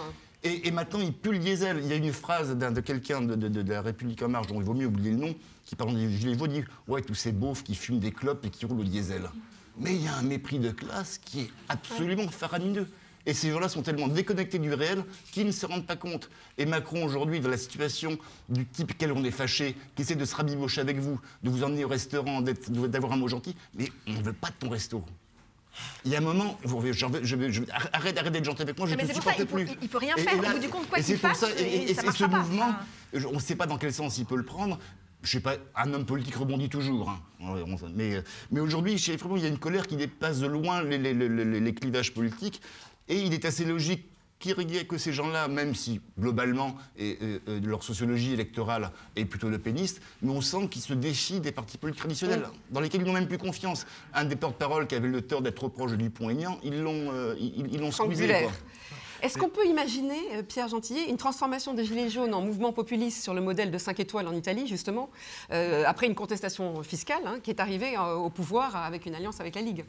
Une espèce de Tea Party à la française. Oui. Est-ce que ça pourrait être la suite? Parce que sinon, ils vont se noyer, soit ils vont disparaître, soit ils vont se noyer dans l'extrême gauche. Vous savez, le problème en France, c'est que dès qu'on voit des gens dans la rue et dès qu'on voit un grand mouvement dans la rue, généralement on le tue en faisant un objet politique. Souvenez-vous au moment de la Manif pour tous. Les listes aux européennes, elles n'ont pas conduit à des scores faramineux. C'est pas l'idée. Parce qu'en fait, les Français sont un peuple éminemment politique, et c'est parce qu'ils sont politiques que même s'ils détestent les partis politiques, ils ont quand même une certaine stabilité dans les objets politiques pour lesquels ils votent. C'est-à-dire que le parti qui sort de nulle part, c'est pas d'un coup il va passer par exemple de 4 à 13%, même si cela dit, la Lega c'est un mauvais exemple parce qu'il est quand même pressant depuis un certain temps, effectivement, mais le parti qui d'un coup passe de 0,5 à 10, ça n'existe pas. L'exemple par exemple c'est Dupont-Aignan. Dupont-Aignan c'est une lente ascension. Le Front National a mis plus de 10 ans avant de devenir un parti qui compte. Dupont-Aignan, on passe quand même... au départ, on est à 0,3, 0,4%. Aujourd'hui, dans les intentions de vote, il est à 7%, mais ça a mis 10 ans. Donc, pour répondre à votre question, je ne pense pas qu'on va assister à cette transformation. Et puis aussi, il y a une deuxième raison, c'est parce qu'en fait, tous ces gens-là votent déjà contre Macron. Donc, ou ne votent pas. Ou ne votent pas. Ils sont dégoûtés de la politique. Ils sont dans l'abstention. Mais en fait, je reprends un petit peu ce qui a été dit là. Moi, je pense que... Parce que la question, c'est quelles sont les incidences politiques de ces gilets jaunes. Bon, on va voir. Hein. Moi, je pense que ça ne va pas changer grand-chose. Parce qu'en fait, Macron, il récompense ceux qui ont voté pour lui. On parlait tout à l'heure de la voiture électrique. La voiture électrique, c'est pour l'urbain. Celui qui est des centres-villes, parce que la voiture électrique, effectivement, la batterie, il faut la changer quand même pas mal de fois. Quand on fait 50 km tous les jours, quand on habite dans l'Arzac pour aller à son boulot, la voiture électrique, vous voyez, bon, c'est pas votre préoccupation principale. Il a récompensé ses électeurs aussi parce que il a supprimé la taxe d'habitation. Mais la taxe d'habitation, La taxe d'habitation, ça profite aux mairies. L'État n'a rien perdu dans cette histoire. Les gens ont l'impression qu'ils se sont enrichis, mais absolument pas. Ça fait que les mairies vont s'appauvrir, et en particulier les petites mairies. Donc tout le monde périphérique, on a vu en partie monter à Paris à la manifestation de samedi, c'était samedi dernier où j'étais. Tous les samedis maintenant.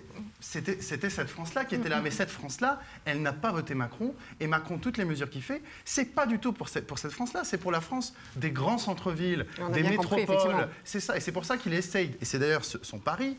Qui d'ailleurs, ce n'est pas que son pari en fait. C'est, vous savez, ce mouvement qu'on a, et encore plus aujourd'hui, d'urbanisation, de regroupement, où on va essayer de progressivement faire dépeupler les campagnes, essayer de conglomérer ça avec, vous savez, les communautés de communes, etc., pour faire en sorte de détruire cette petite ruralité et effectivement, de ce salaud de beauf prolo français qui vit dans un petit patelin. Non, il faut qu'il soit connecté.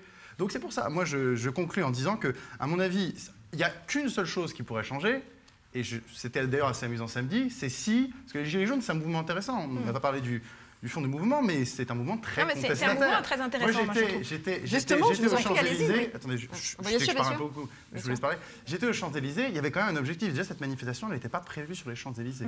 Elle s'est improvisée sur les Champs-Élysées, j'irai même jusqu'à dire, elle s'est imposée sur les Champs-Élysées. Et après, c'était pas tout, parce que j'y étais d'ailleurs avec quelques amis dans la salle qui se reconnaîtront. L'objectif était quand même de repousser. La police vous cherche. Hein, le préfet de police vous cherche. Non, mais je termine. C'était donc vous. C'était moi. L'objectif, j'étais pas seul, il y en avait d'autres. L'objectif, c'était d'aller jusqu'à la Concorde. Parce qu'à côté de la Concorde, il y a notamment le palais présidentiel, etc. Et il y a quand même eu un mouvement où sur 800 mètres, les CRS, la police, a reculé. Mais c'est pour ça que je trouve qu'il y a une différence radicale. Vous mentionniez la manif pour tous 2013-2014. Mais la manif pour tous, on nous a dit de ne pas aller sur les Champs-Élysées.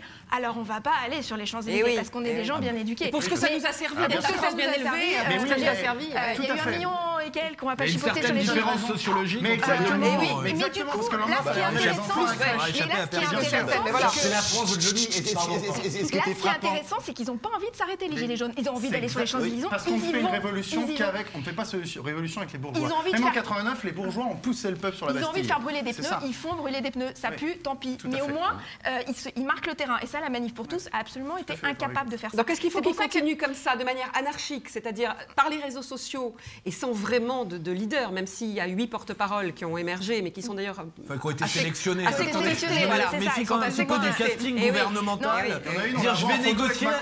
Je vais négocier avec les gens que j'ai choisis, c'est un concept. Alors les deux premiers paraissaient naturels. Évidemment.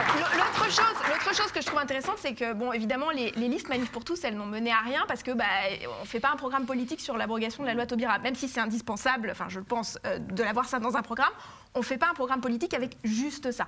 Et donc, une liste, la Manif pour tous, ça n'a pas beaucoup de sens. Oui. Ce que je trouve plus intéressant dans le mouvement des Gilets jaunes, c'est que, on va prendre des grands mots, il y a une réflexion de civilisation derrière. C'est qu'il y a énormément de choses qui sont brassées. La question de l'économie locale, la question du chômage, le modèle de la voiture, la représentation du pouvoir, on défend un mode de vie aussi rural. On défend un mode de vie. Qu'est-ce qu'on a envie de transmettre à nos enfants? Bref, une vision politique au sens noble du terme. C'est ça qui est absolument fascinant. C'est ça qui est impressionnant, je trouve. C'est ça qui était fascinant samedi aux informations sur France 2. On voyait les images des Gilets jaunes. En fait, c'est la France de Johnny, un peu turbulente. À mon goût, ils n'ont pas assez cassé sur les Champs-Élysées. Parce que les Vuittons de Arnaud, effectivement, ça méritait... Et les chaises du Fouquet. Et juste après, il y avait la manif des bonnes femmes qui râlaient, c'était en robe violette. On a vu une autre France, mais qui est tellement caricaturale, qui représentait une certaine élite médiatique. Là, effectivement, on a vu qu'il y a deux France, toutes les deux porteuses d'un projet de civilisation, sauf que c'est pas la même. Hein. Mais plus que ça, c'est une France qui est en train de mourir. Le Rassemblement national, oui, absolument. À la différence de la deuxième manifestation, la France qu'on a vue, là, si rien ne change, on pourra garder les photos parce que ça finira dans un musée. Oui. Le Rassemblement national lance une pétition pour la démission de Castaner. Effectivement, les fake news de Castaner nous ont occupés pendant... Castaner, ça a été un petit peu... Moi, Castaner, je le connais un peu.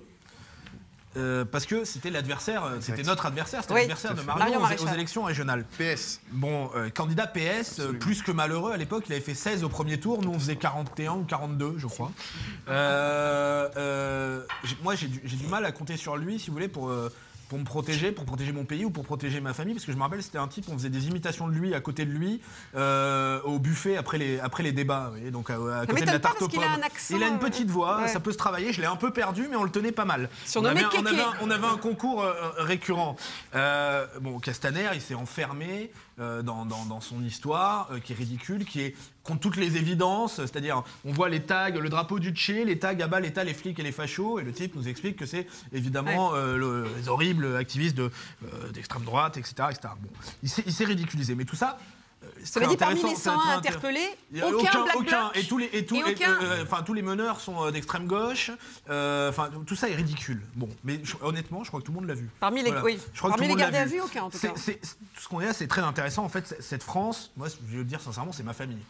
C'est typiquement, moi, dans ma famille, on a des petits fonctionnaires, des garagistes, des petits commerciaux, des restaurateurs, des serveurs, voilà. C'est vraiment ma famille, la France de Johnny, il y a un peu de ça, ça a beaucoup pleuré. Chez moi, à la mort de Johnny. C'est une France qui est victime d'une triple fracture. Il y a une fracture fiscale et sociale. Et c'est très intéressant, parce que jusque-là, on opposait toujours ça. Il y avait ceux qui étaient pour le social, puis ceux qui étaient sur la fiscalité. Et là, finalement, on voit que c'est deux choses qui se rejoignent, parce que c'est des classes moyennes paupérisées, ou qui sont en train, ou qui voient que ça arrive. C'est des classes pop, et qui se rejoignent là-dessus. Pourquoi ? Parce qu'ils sentent cette injustice fiscale et sociale. En gros, c'est quoi ? C'est je travaille dur, mais je vis mal. C'est ça le message. Je travaille dur, mais je vis mal. Et c'est là que ce mouvement est profond, en fait, qui se demande tout simplement pourquoi je paye et accessoirement pour qui je paye. Parce que chacun voit très bien qu'on fait moins pour nos anciens, qu'on fait moins pour nos enfants. Et j'en viens au deuxième point, fracture sociale et fiscale, fracture territoriale. Évidemment, c'est pas les grandes métropoles de la trottinette électrique. Mais il y en a une. Mais c'est effectivement cette France qui voit les gares qui ferment. Alors au début, je le vois dans mon département des Alpes-Maritimes, la gare devient une halte, elle devient plus rien. C'est exactement ça. Comme ça que ça termine. C'est la France des maternités qui ferme. Vous voyez ce que ça représente ? Ça veut dire qu'on vous dit, par ici, il faut plus faire d'enfants. Il ne faut plus faire d'enfants ici parce que c'est trop loin. C'est cette France-là. C'est un peu la France. Johnny, c'est aussi la France de chez Pernod. Elle a le droit qu'aux 13h, parce que le 20h, c'est que Paris. Le 20h, c'est que Paris. Et on l'a vu d'ailleurs samedi. Il y avait une manif à un seul endroit. Tout était sur les Champs-Élysées. Il y avait des gens mobilisés dans toute la France, mais tout était là. Et dans le comptage, il n'y avait que Paris. Et puis, il n'y avait que Paris. Oui. Donc, fracture fiscale et sociale, fracture territoriale et une fracture démocratique. Parce qu'il y a une question centrale là-dedans, c'est la représentativité. Ils ne se sentent pas représentés. Et à juste titre, ils ne se sentent pas consultés. Plus personne prend le risque du référendum. C'est terminé. Et on a un vrai problème de représentativité démocratique aujourd'hui dans notre pays. Et ça, c'est explosif. Et ça, c'est dangereux. Et c'est ce qui conduit aussi à ce type de phénomène. Allez.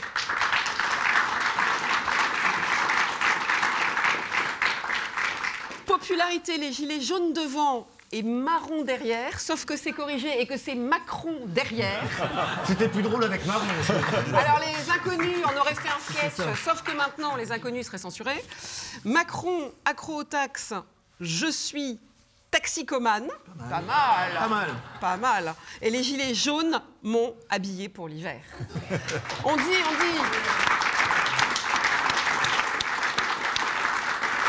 On dit Ignace, c'est un petit dessinateur charmant, mais non, pas du tout. C'est un combattant, c'est un guerrier, Ignace. Bravo, Ignace.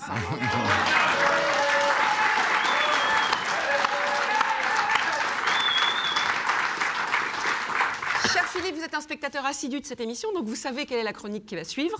La rubrique. Ans. Oui, bravo. Que faisiez-vous à 20 ans ? Il y avait des...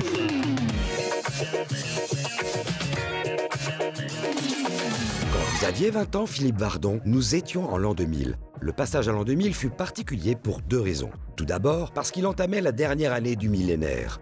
Comme en l'an 1000, certains prédisaient la fin du monde, d'autres une nouvelle ère moderne. 6000 villes avaient mis en place des portes symboliques devant s'ouvrir au passage de l'an 2000. Un dispositif lumineux affichant le nombre de jours restant à l'an 2000 était mis en place sur la Tour Eiffel dès le 5 avril 1997. Mais la grande catastrophe annoncée pour le passage de l'an 2000, qui nous terrorisait, était le bug de l'an 2000. Il concernait des vieux programmes où l'année dans les dates était codée sur 2 chiffres pour économiser de l'espace mémoire. En réalité, depuis longtemps, les programmeurs avaient intégré et corrigé ce problème, de sorte que nous avons là une des premières gigantesques fake news. Elle était orchestrée par les sociétés informatiques elles-mêmes, et ce pour vendre de l'audit, des correctifs, voire un redéveloppement complet des logiciels d'entreprise. En fait, le véritable bug de l'an 2000 fut la loi du 5 juillet relative aux gens du voyage qui obligeait les communes de plus de 5000 habitants à organiser l'accueil des populations des gens du voyage et à aménager des aires de stationnement pour leurs véhicules. Mais qui sont ces gens du voyage ? Comme il n'était pas possible de viser une catégorie d'individus comme les Roms par exemple, la loi tentait une opération du type « ni vu ni connu, je t'embrouille ». Son article 1 énonçait « Toute personne éprouvant des difficultés particulières, en raison notamment de l'inadaptation de ses ressources ou de ses conditions d'existence, a droit à une aide de la collectivité pour accéder à un logement décent et indépendant et s'y maintenir. » Outre cette hypocrite formulation, vous noterez que si l'on peut s'y maintenir, pour reprendre les termes de la loi, c'est que l'on ne voyage pas tant que ça.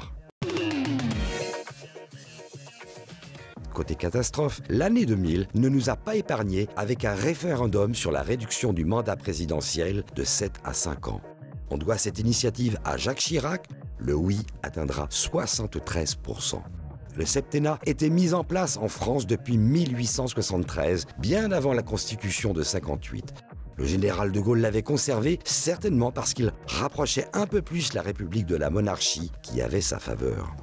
Ce massacre de la Constitution de 58 fut parachevé par Sarkozy, qui synchronisera les élections législatives sur la présidentielle. Côté culture, la France inondait le monde avec le tube de Daft Punk. Daft Punk est un groupe de musique électronique français originaire de Paris. Daft Punk a initié une vague, un nouveau genre musical que les Américains appelleront la French Touch ou touche française en français. Les sonorités sont un mélange de funk et d'électro. Ils ont toujours caché leur visage par des casques futuristes qui s'inspirent sur ce point du film Phantom of the Paradise.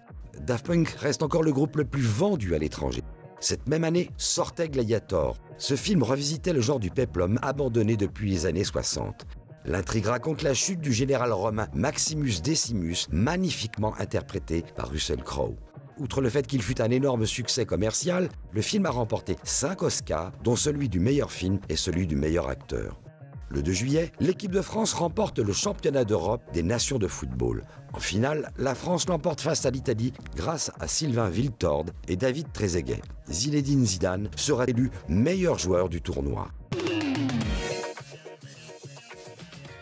Alors, la fake news du bug de l'an 2000, la loi sur l'accueil des gens du voyage, le référendum sur le quinquennat, mais aussi la sortie de One More Time et de Gladiator, ainsi que le championnat d'Europe des nations. Que pensiez-vous de tout cela quand vous aviez 20 ans? Et maintenant, avez-vous changé d'avis? Alors, retour sur le plateau de Bistro Liberté avec Philippe Vardon, représentant du Rassemblement national.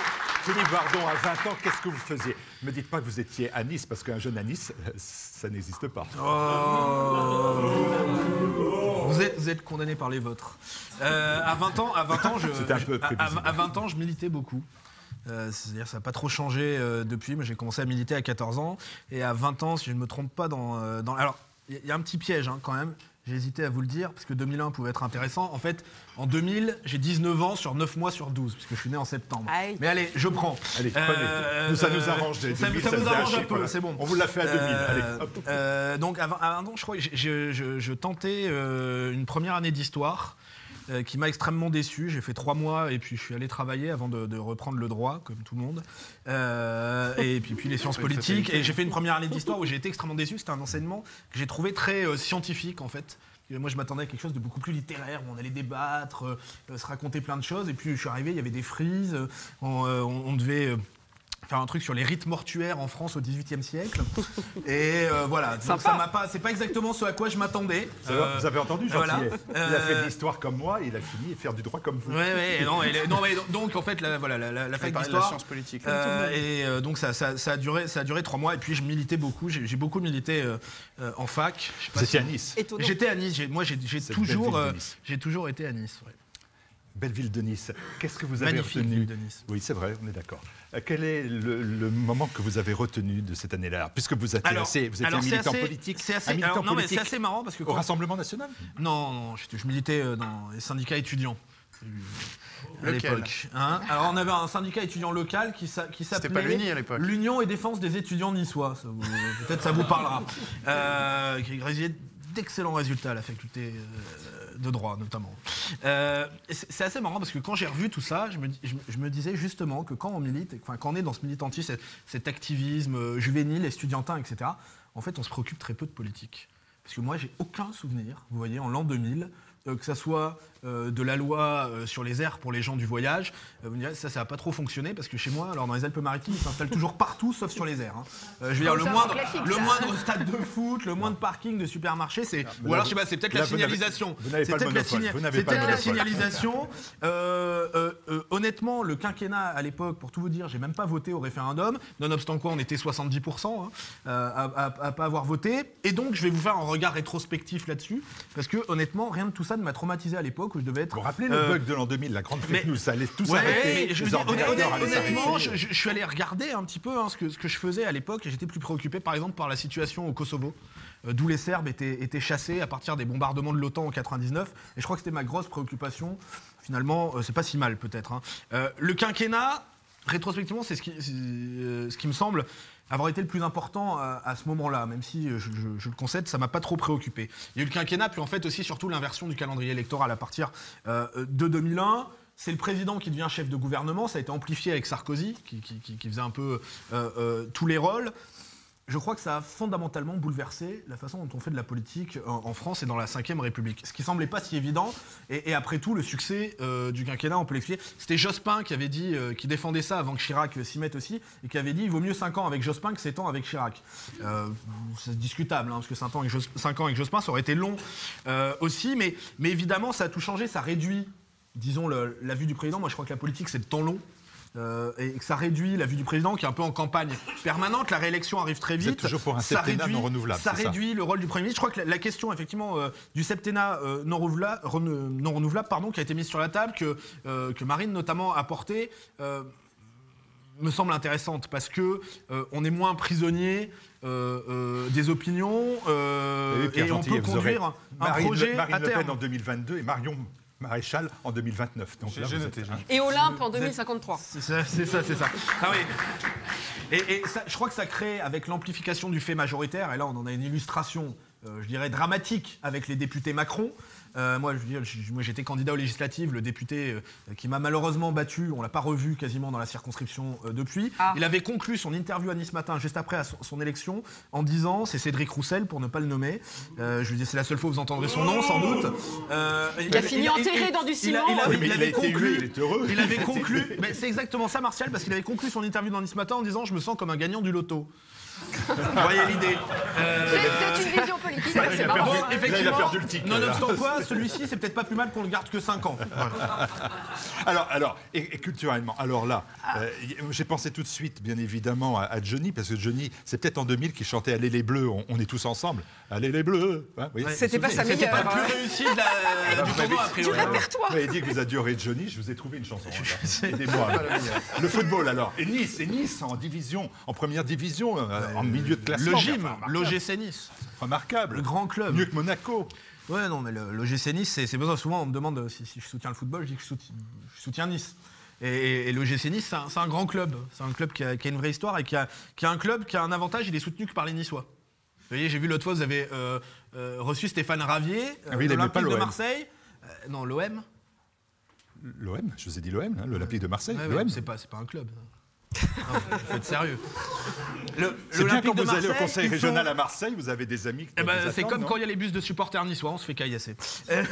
Et ça va du Var jusqu'à Nîmes. Nous, Nice, déjà à Saint-Laurent-du-Var, ils sont plus sûrs d'être supporters. Donc c'est un vrai club Ah niçois. oui, ah oui. C'est un vrai club. Et à nous, tout le monde ne nous l'envie pas, mais c'est notre club. Ça rigole pas. Donc c'est bien le football, non, mais c'était c'est ça, pas- la c'est pas- culture non, chez mais Bardon, pas- c'est le non, football.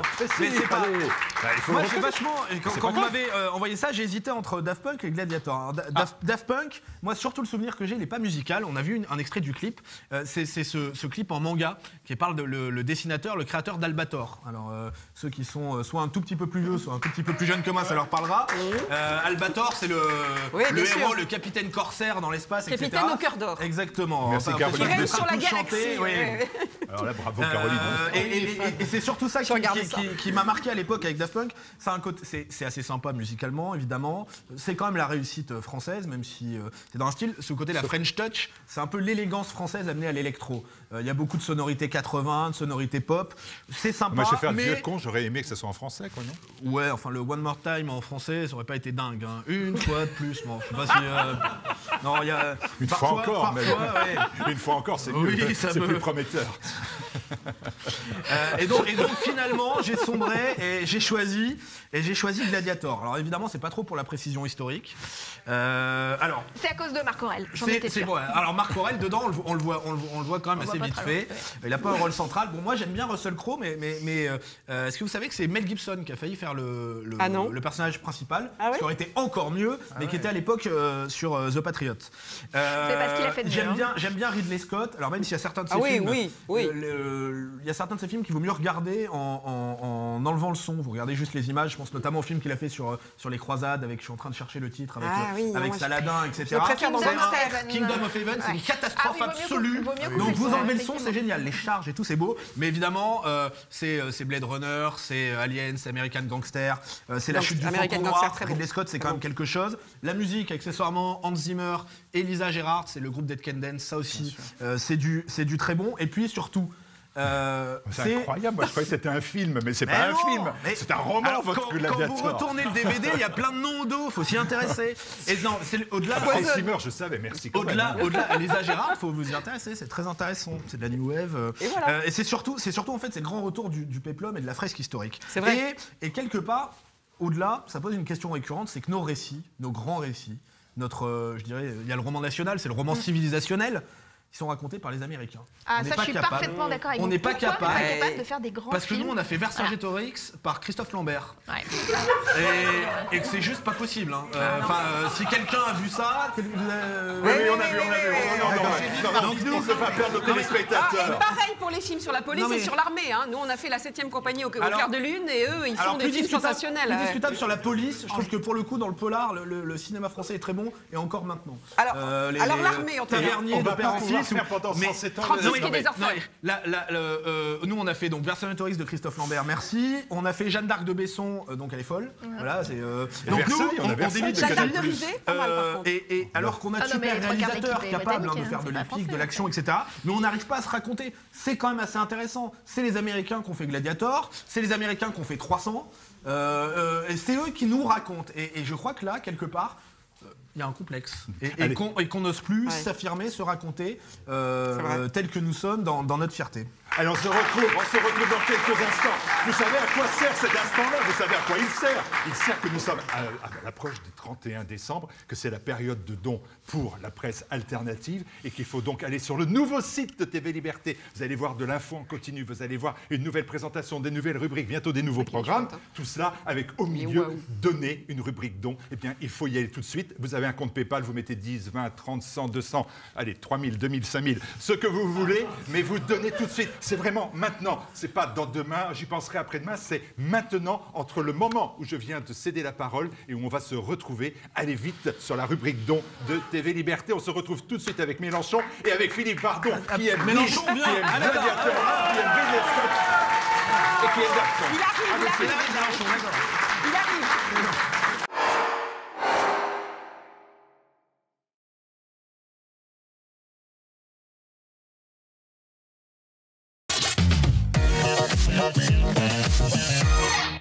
France Insoumise, le ressac. Incapable de mobiliser son électorat de 2017 lors de l'élection partielle récente d'Évry, le parti de Mélenchon recule dans les urnes. Dans le même temps, les déflagrations en interne se succèdent et de nombreux cadres claquent la porte. Les rivalités se multiplient entre le média en fin de vie et le naissant Canal Phi. Et la stratégie de Jean-Luc Mélenchon face aux poursuites judiciaires est remise publiquement en cause. Mauvaise passe pour la France Insoumise ou déclin inéluctable? Philippe Bardon. France Insoumise, le ressac, rendez-vous compte. Il y a un an, Marine Le Pen s'adressait aux électeurs de Jean-Luc Mélenchon en disant qu'entre les deux tours, enfin pour le premier tour de l'élection présidentielle, Jean-Luc Mélenchon avait fait une campagne respectable. C'était ses mots. Aujourd'hui, Jean-Luc Mélenchon, il est toujours aussi respectable? Je crois que c'est pas faux. Le problème de la France Insoumise, on voit, donc il y a ce résultat assez négatif dans les seuls problèmes, c'est que c'est un cartel disparate qui est rassemblé autour d'une personnalité centrale, c'est Mélenchon. Moi, je trouve, vous dites campagne respectable, un type comme Ruffin, par exemple. Moi, c'est un type que je trouve sincère, que je trouve assez. Il a un admirateur. Voilà, il a un admirateur. C'est un type que je trouve tout à fait respectable. Un type comme Corbière. Moi, j'ai eu l'occasion de débattre face à lui. J'ai pas. Je sentais qu'il n'allait pas faire l'unanimité. Je partage pas Corbière, tout. On aime le je vin. Je partage pas tout avec lui. Je le préfère à sa femme. Mais je pense que c'est aussi un type qui a des convictions, qui est sincère et qui, oui, peut être respectable. Après, si on commence à déborder sur Obono ou Clémentine Autain, là, je passe plus dans la catégorie plutôt un insupportable. La réalité, c'est que ce qui se passe aujourd'hui dans la France insoumise, c'est pas qu'un problème de forme, c'est pas que le fait que Jean-Luc Mélenchon est énervé, etc. Il y a une vraie fracture de fond. Absolument. Et on le disait tout à l'heure, cette fracture de fond dans la France insoumise, elle se fait notamment autour de la question de l'immigration, de l'islam, du communautarisme, bref, on va dire de l'identité. Et c'est vrai qu'on cherche, en gros, entre la ligne communautariste, indigéniste, du Parti des indigènes de la République, de Clémentine Autain et Obono, et la ligne républicaine dure, robespierriste de Corbière, on cherche le point commun. Mais cette fracture autour de la question de, disons plus largement, de l'identité, elle est présente dans toutes les formations politiques. Si je prends les deux primaires avant la présidentielle, au PS et à LR. Au PS, on a vu l'affrontement assez violent sur le fond entre Hamon, qui est cette espèce d'incarnation de l'islamo-gauchisme, tout simplement, et Valls, qui est, j'en pense pas beaucoup de bien, mais qui lui aussi est un espèce de républicain sincère, voilà, sur cette ligne. J'aurais pas dit sincère, moi, mais bon. J'aurais pas dit sincère. Encore une fois, j'ai pas une affection. Je sais pas comment on le dit en espagnol, mais j'aurais pas dit sincère. J'ai pas une affection particulière pour Valls. Et d'un autre côté, on avait chez LR, vous vous rappelez, il y avait François Fillon qui avait sorti son bouquin « Vaincre le totalitarisme islamiste ». Je ne sais pas si vous l'avez lu, mais il n'y avait rien qui correspondait au titre, dans ce qu'il y avait dedans. Mais pour autant, il avait fait cet acte, il posait un truc assez fort. Et de l'autre côté, il y avait Alain Juppé, vous vous rappelez comment il était surnommé pendant la primaire. Parce que lui aussi, il n'y a pas qu'Estrosi chez LR qui fricote comme ça avec l'UOIF, les frères musulmans. Juppé à Bordeaux, c'est un peu pareil. Et donc, ce sont des questions qui sont assez centrales. Et on voit aujourd'hui, on a eu la prise de distance de Charlotte Girard, qui était quand même pressentie, qui est une personne, une personnalité de la France insoumise, qui était pressentie pour être leur tête de liste aux européennes. Plus de son, plus d'images, elle s'est mise sur le côté. On a la mise sur la touche et aujourd'hui la démission de Georgi Kuzmanovic, qui est l'expression d'une ligne souverainiste, populaire, plus réaliste sur la question de l'immigration, qui a été écartée de la liste des européennes et qui vient de démissionner. Et il n'a pas démissionné en dénonçant le fonctionnement uniquement, mais surtout le fond. Il a lui-même parlé d'une dérive gauchiste et communautariste, et il a révélé notamment qu'on avait une section un groupe d'action, ils appellent ça de la France insoumise, qui avait été brisée, dissoute, pour avoir organisé un débat sur l'entrisme islamiste parmi les syndicats. Et ils sont quelque part là pris au piège de contradictions internes très forte, et je vous invite moi à aller lire sur le site de Marianne, je ne recommande pas tous les jours, la tribune de Georgi Kuzmanovic sur son départ de la France insoumise, qui est extrêmement intéressante, qui dit beaucoup de ce qui se passe aujourd'hui à gauche. Philippe Vardon, je vais laisser la parole aussi aux sociétaires. Constance Croisel, est-ce que vous avez, sur cette notion-là de ressac de la France insoumise, est-ce que c'est temporaire ? Je pense qu'il y a un problème de fond. fond. Il y a l'écume qui est effectivement les affaires judiciaires, mais il y a un vice de forme dans la création de la France insoumise. Vous mentionniez, Philippe Bardon, les contradictions, mais elles sont aussi intrinsèques au projet lui-même. C'est qu'il y en a qui se sont dit, on va réinventer la politique, on a une sorte de grand projet utopique qui transcende les partis, enfin toujours le même classique.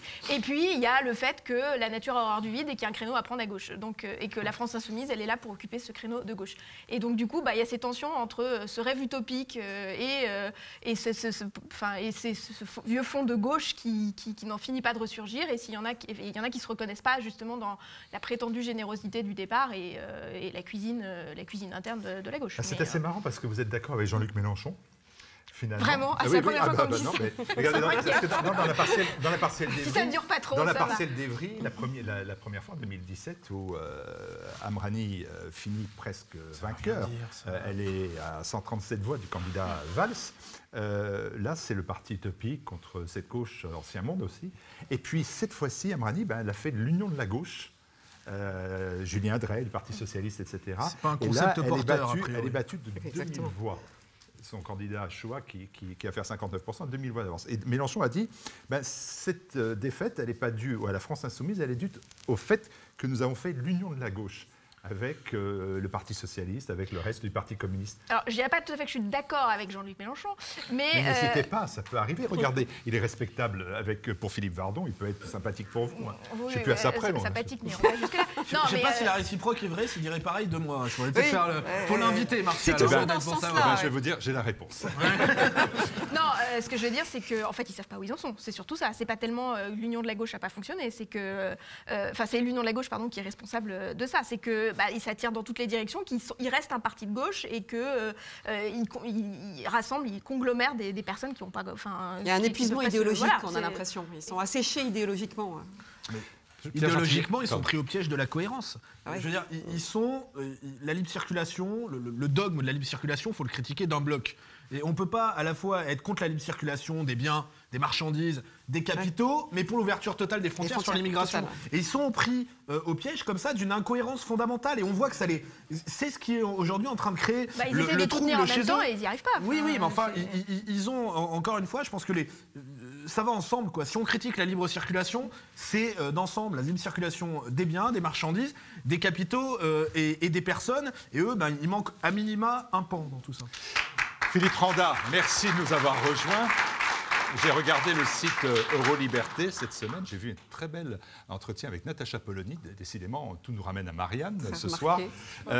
Est-ce que vous avez sur Mélenchon aussi un point de vue? On parlait des ennuis électoraux avec la partielle d'Evry, des ennuis judiciaires. Il y a même des ennuis médiatiques avec l'explosion en vol du média, la création d'un canal FI concurrent. Enfin, on semble que là, pour l'instant, plus rien ne fonctionne, quoi. Alors, moi, je serais un peu plus prudent que vous sur le ressac, parce qu'on a tellement dit ça d'un parti qui aujourd'hui s'appelle Rassemblement National, mais qui s'appelait avant Front National.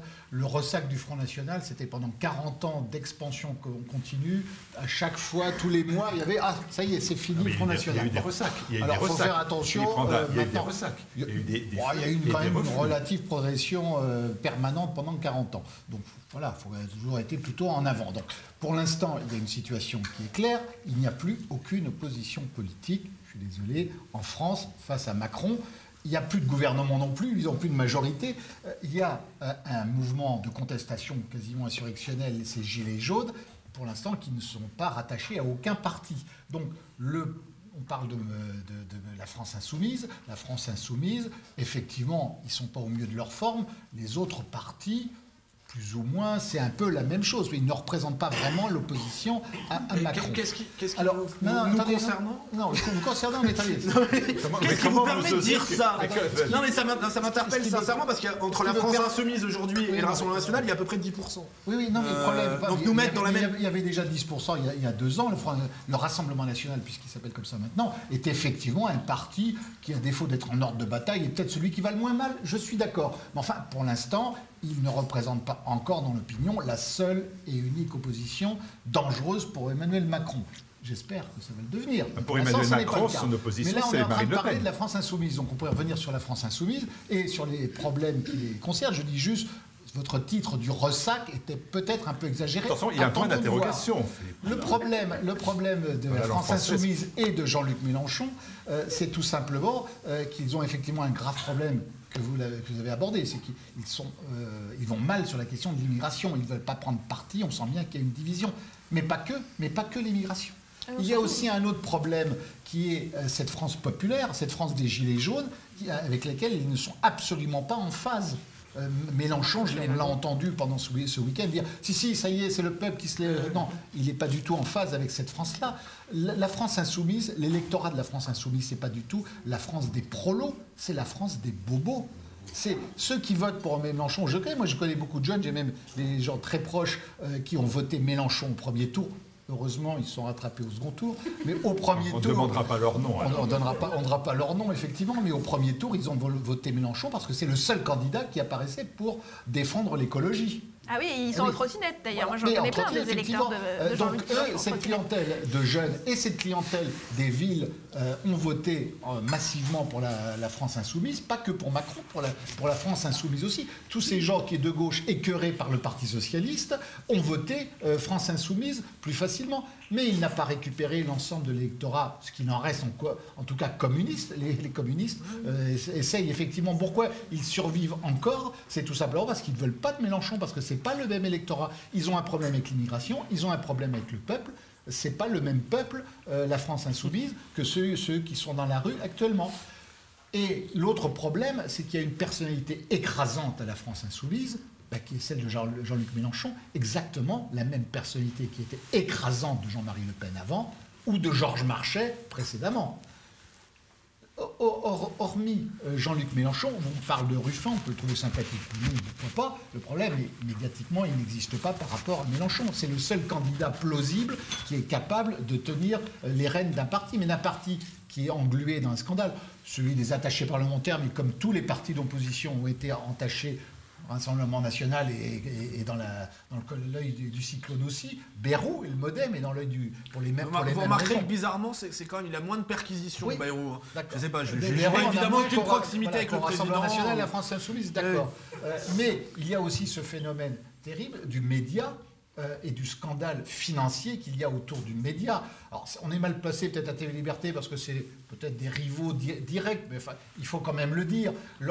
Ça baignait dans le pognon à un point qu'aujourd'hui, ils sont en train de s'arracher, de se déchirer à cause de l'argent qui a coulé à flot aux médias. Là, on n'a pas de risque à TV Liberté, on est tranquille. Oui, de ce côté-là, la concurrence emporté par les flots. Je vous rassure. Ça fait une grande différence, parce que par rapport, donc nous n'avons pas un électorat, mais par rapport à nos auditeurs et tout, on n'a pas les mêmes scandales que les auditeurs du média qui brusquement découvrent que Madame Chéricou se faisait travailler bénévolement pour la chaîne, mais présenter des factures de 60 000 € par mois pour sa société, dont elle est la seule actionnaire. Effectivement, le média, donc, pas mal. Le problème de la France insoumise, c'est juste ce problème-là. Ils ne sont plus en phase avec... Ils ont fait un hold-up sur tout leur programme politique. Ils ont voulu rassembler grâce au talent de Jean-Luc Mélenchon. Il a un énorme talent, bien sûr, mais il n'y a pas un ciment, un fil rouge. Au contraire, plus on va au fond des choses avec la France insoumise, plus on s'aperçoit qu'ils sont névrosés, en fait, parce qu'il faut être névrosé. Je veux dire un truc. Je veux dire une chose, mais une petite parenthèse. Vous savez, quand le média est né, il y a un an, on est venu me dire en me disant, tu as vu le média là par rapport à TV Liberté, là vous allez prendre un coup sévère, etc. et tout.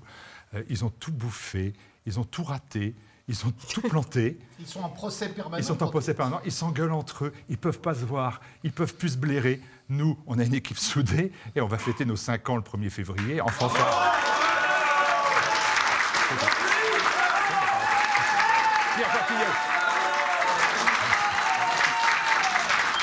Pierre Gentillet. Mélenchon, Ressac, point d'interrogation. Oui, moi j'arrive après tout le monde, donc évidemment... Ah bah oui, si, enfin... Les avocats plaident à la fin, normalement, non? Pardon?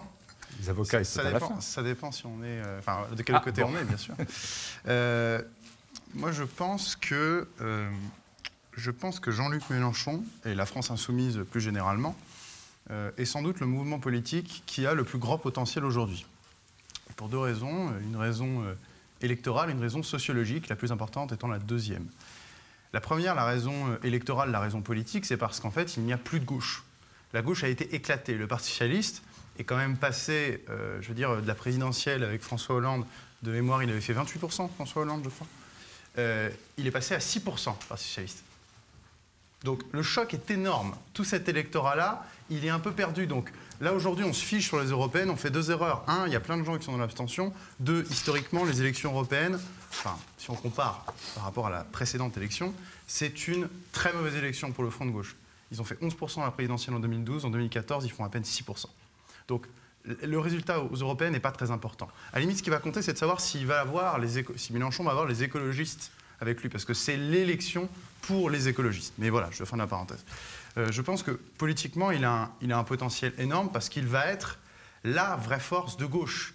Aujourd'hui, on est dans ce que j'en parlais déjà à d'autres émissions, on est arrivé à la tripartisation. C'est-à-dire on a un pôle centre-gauche, centre-droit, libéral-libertaire en progression avec Macron. À droite, on a quelque chose qui est en train de se constituer, mais qui n'est pas encore constitué parce que la droite, et pas les droites, c'est ridicule, est divisée. Et puis, à gauche, Mélenchon est tout seul, parce que le Parti socialiste, c'est pas grand-chose, il y a des petites miettes. Et il a juste à ramasser les petites miettes. Ça va prendre un peu de temps, mais il faut qu'il ramasse les petites miettes. Alors, il y a des histoires de tambouille, mais ça reste des petites miettes à ramasser. Et la deuxième raison, et j'en termine par là, c'est la raison de fond, c'est la raison sociologique que vous avez un peu abordée ici, qui est la question de la fracture au sein de la France insoumise. Et qui est une question, vraiment, je dis sociologique, parce qu'il y a la question de l'immigration, de l'identité. Je suis tout à fait d'accord. Hein. Et d'ailleurs, l'éviction de Kuzmanovic est évidemment une éviction politique. Absolument. Mais il y a une raison, ça cache aussi une raison sociologique derrière, parce que moi je pense que les élections politiques se comprennent aussi avant tout par de la sociologie, et je vais vite. En gros, il y a 2 groupes, on peut résumer ainsi, qui votent pour Mélenchon, ou 3. Enfin, si vous voulez, il y a énormément les fonctionnaires, les profs, anciens communistes, etc. Bon, et puis vous avez effectivement un petit peu les bobos, c'est vrai, bobos de gauche. Bon. Les Miller, par exemple, justement. Miller, il est tout à fait à l'image d'une partie de l'électorat de Mélenchon. C'est celui qui gère le média. C'est France. Il ne faut pas lui parler d'économie. Par contre, le programme économique de Mélenchon, ça c'est... Mais alors, par contre, pour le reste, c'est très bien, c'est formidable. Bon, c'est la bonne conscience de gauche. Et ça, on le voit, c'est incarné par Corbière et par Mélenchon. Et puis, il y a une deuxième frange, qui est la frange indigéniste, et qui, pour l'instant, c'est vrai, elle n'est pas majoritaire, elle est minoritaire, elle fait beaucoup de bruit, mais c'est une minorité qui gagne du terrain. Et pourquoi est-ce que je dis qu'il y a un boulevard qui va s'ouvrir pour Mélenchon, en fait, pour la France insoumise? C'est parce que la démographie joue pour eux. Nous avons à peu près 370 000, 380 000 arrivées sur le territoire français chaque année. Illégal. Légal, pardon. 380 000 entrées légales auxquelles il faut rajouter les entrées clandestins. Ça fait, exactement. Pour situer, c'est la population de la ville de Nice qui arrive chaque année de manière légale. Exactement. Rajoutez le reste. Et en l'occurrence, c'est cette nouvelle France, ces nouveaux Français-là qui votent le plus ensuite Mélenchon. Or, si le contexte que nous connaissons aujourd'hui perdure, eh bien, et de toute façon, il y a la natalité qui joue aussi aujourd'hui. Si on lit le livre d'Oberton, on a compris, il y a des tendances lourdes au moment où on parle actuellement. Le livre d'Oberton dit tout là-dessus. Donc en conclusion, je pense que cette deuxième partie de la France insoumise, sociologiquement, va gagner. Donc politiquement, va gagner à l'intérieur de la France insoumise. Et, j'en termine par là, si vous cumulez le premier facteur politique électoral que j'ai dit au facteur sociologique, ça peut donner un très très gros parti pour 2022, mais même pour 2027.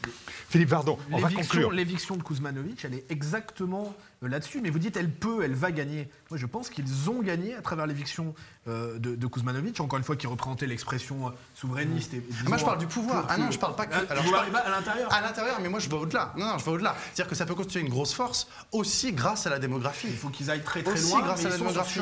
Mais ils sont Philippe Bono était avec les comités Adama, etc.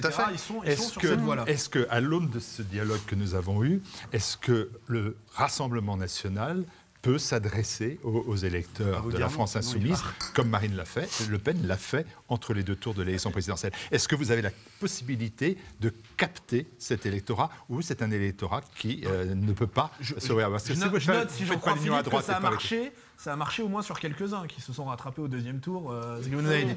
Moi, je crois qu'on a vocation à s'adresser à tout le monde. Mais il faut arrêter avec ça aussi. Je crois qu'on a vocation... Arrêter avec quoi, pardon? Non, s'arrêter avec le fait de ne faire de l'œil qu'à la gauche extrême et pas à la droite. Enfin, on peut pas... Oui, non, mais je veux dire, ça n'a pas payé aux dernières élections. Non, désolé. Oui, enfin d'accord, mais on a... Vous pensiez tellement... Il y a eu une réécriture derrière. Il y a eu une réécriture de la campagne présidentielle à l'aune de schémas idéologiques, excusez-moi, qui tendent à dire vous n'avez fait que ci, vous n'avez fait que ça. Philippe Vardon, pardon. Là, ce que je cite, ce sont les phrases qui ont été celles d'une vidéo postée par Marine Le Pen. Je ne suis pas en train de l'inventer. Si ça a convaincu 2 amis de Philippe Randa, c'est déjà très bien. Je suis le premier à regretter que ça n'ait pas suffi. Vous pensiez tellement avoir le vote filloniste, finalement, que vous ne l'avez pas du tout dragué. Non, mais on l'a sans doute. Et vous espériez avoir le vote mélenchoniste que vous n'avez pas eu. Si pour avoir un petit peu... Enfin, moi, j'étais dans l'équipe de campagne de l'élection présidentielle. Je peux vous dire qu'avant, sur la campagne de premier tour et dans l'entre-deux tours, on ne peut pas nous reprocher de ne pas avoir parlé d'identité, de ne pas avoir parlé de sécurité, de ne pas avoir un discours clair sur la prospérité. Donc je pense qu'on s'est adressé à tout le monde. Non, mais ce n'est pas un procès. Moi, je ne fais pas le procès de qui que ce soit. Et je vous pose la question, est-ce qu'à l'aune de l'information qu'on vous donne les uns et les autres, et que vous avez reçue, est-ce que encore aujourd'hui, il y a une stratégie qui est de s'adresser aux électeurs de la France insoumise en pensant que vous pouvez les rallier? C'est tout ce que je demande. Il y a évidemment, et je l'espère, chez les électeurs de la France insoumise, mais aussi chez ceux qui sont aujourd'hui des électeurs de Macron, parce que sinon on s'arrête à nos 34% de l'élection présidentielle et on tire le rideau. Il y a évidemment aujourd'hui chez les électeurs de la France insoumise et des autres formations politiques des gens à qui on est susceptible de parler, qui sont surtout susceptibles de nous entendre. Non, mais il n'y a pas. Mais si vous en parliez tout à l'heure, vous me disiez Macron, c'est des bobos en trottinette. Vous me dites il faut que les électeurs de Macron rejoignent. Donc vous aimez la trottinette. Macron, je suis pas fait, moi, je suis pas sur le format trottinette, hein, c'est comme ça. C'est pas possible. Il y a évidemment chez les électeurs de Macron aussi des gens qui ont été séduits de bonne foi par une forme d'énergie, de positivité, de sympathie, les ballons, la promesse des 2 Twingo, etc. Ça a aussi marché sur une partie des électeurs. Je pense qu'ils peuvent évidemment en être revenus aujourd'hui. Et je crois que nous, notre vocation, tout en étant sur notre projet, sur nos positions, parce que tout simplement, nous les pensons être les meilleurs pour notre peuple et pour notre nation. Donc on ne va pas changer en chemin, mais qu'il y a évidemment des gens qui sont susceptibles de changer. Et je crois que l'évolution que j'évoquais, et qui est celle qu'évoquait Pierre Gentillet vers cette espèce d'islamo-gauchisme, de communautarisme, ce truc indigéniste, avec Autain, Obono et quelques autres, plus Obono que Autain.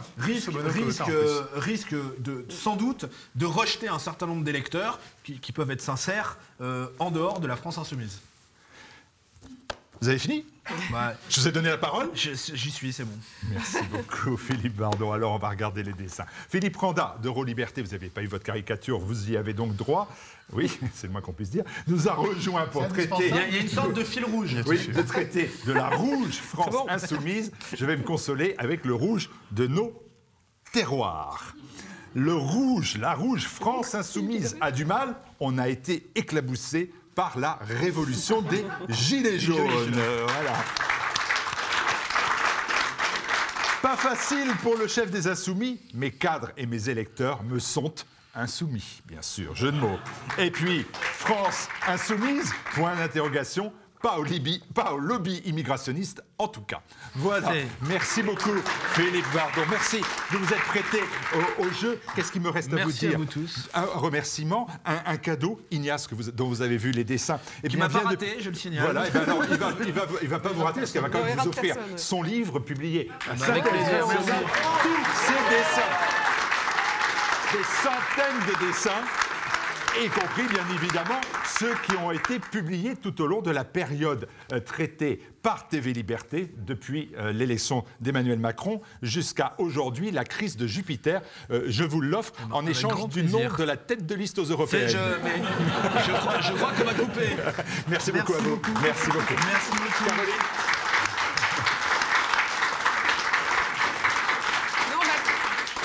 Comme je n'ai rien à jeter au public cette fois-ci, mais que c'est quand même bientôt Noël, j'offre un abonnement gratuit de 3 mois à présent à tous ceux qui le veulent dans le public. Alors, il suffit juste que vous notiez sur ce petit papier. Donc, si vous voulez un abonnement papier, vous mettez... Si vous voulez un abonnement, je suis comme Hanouna, moi j'offre des téléviseurs, des tablettes numériques et puis des abonnements à présent. Si vous voulez un abonnement papier, vous mettez votre adresse postale. Et si vous voulez un abonnement numérique, vous mettez votre adresse mail. Et donc vous aurez un abonnement gratuit de 3 mois. Chers téléspectateurs de TV Liberté, il y a une télévision gratuite aussi, non? C'est le Black Friday de présent en fait.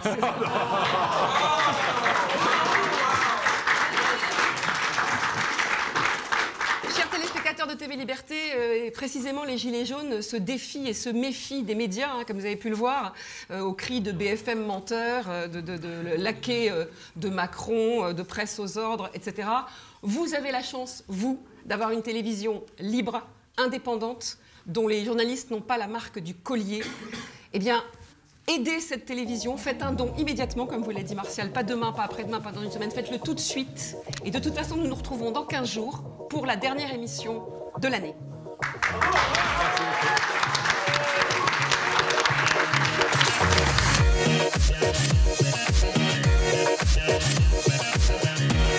Merci.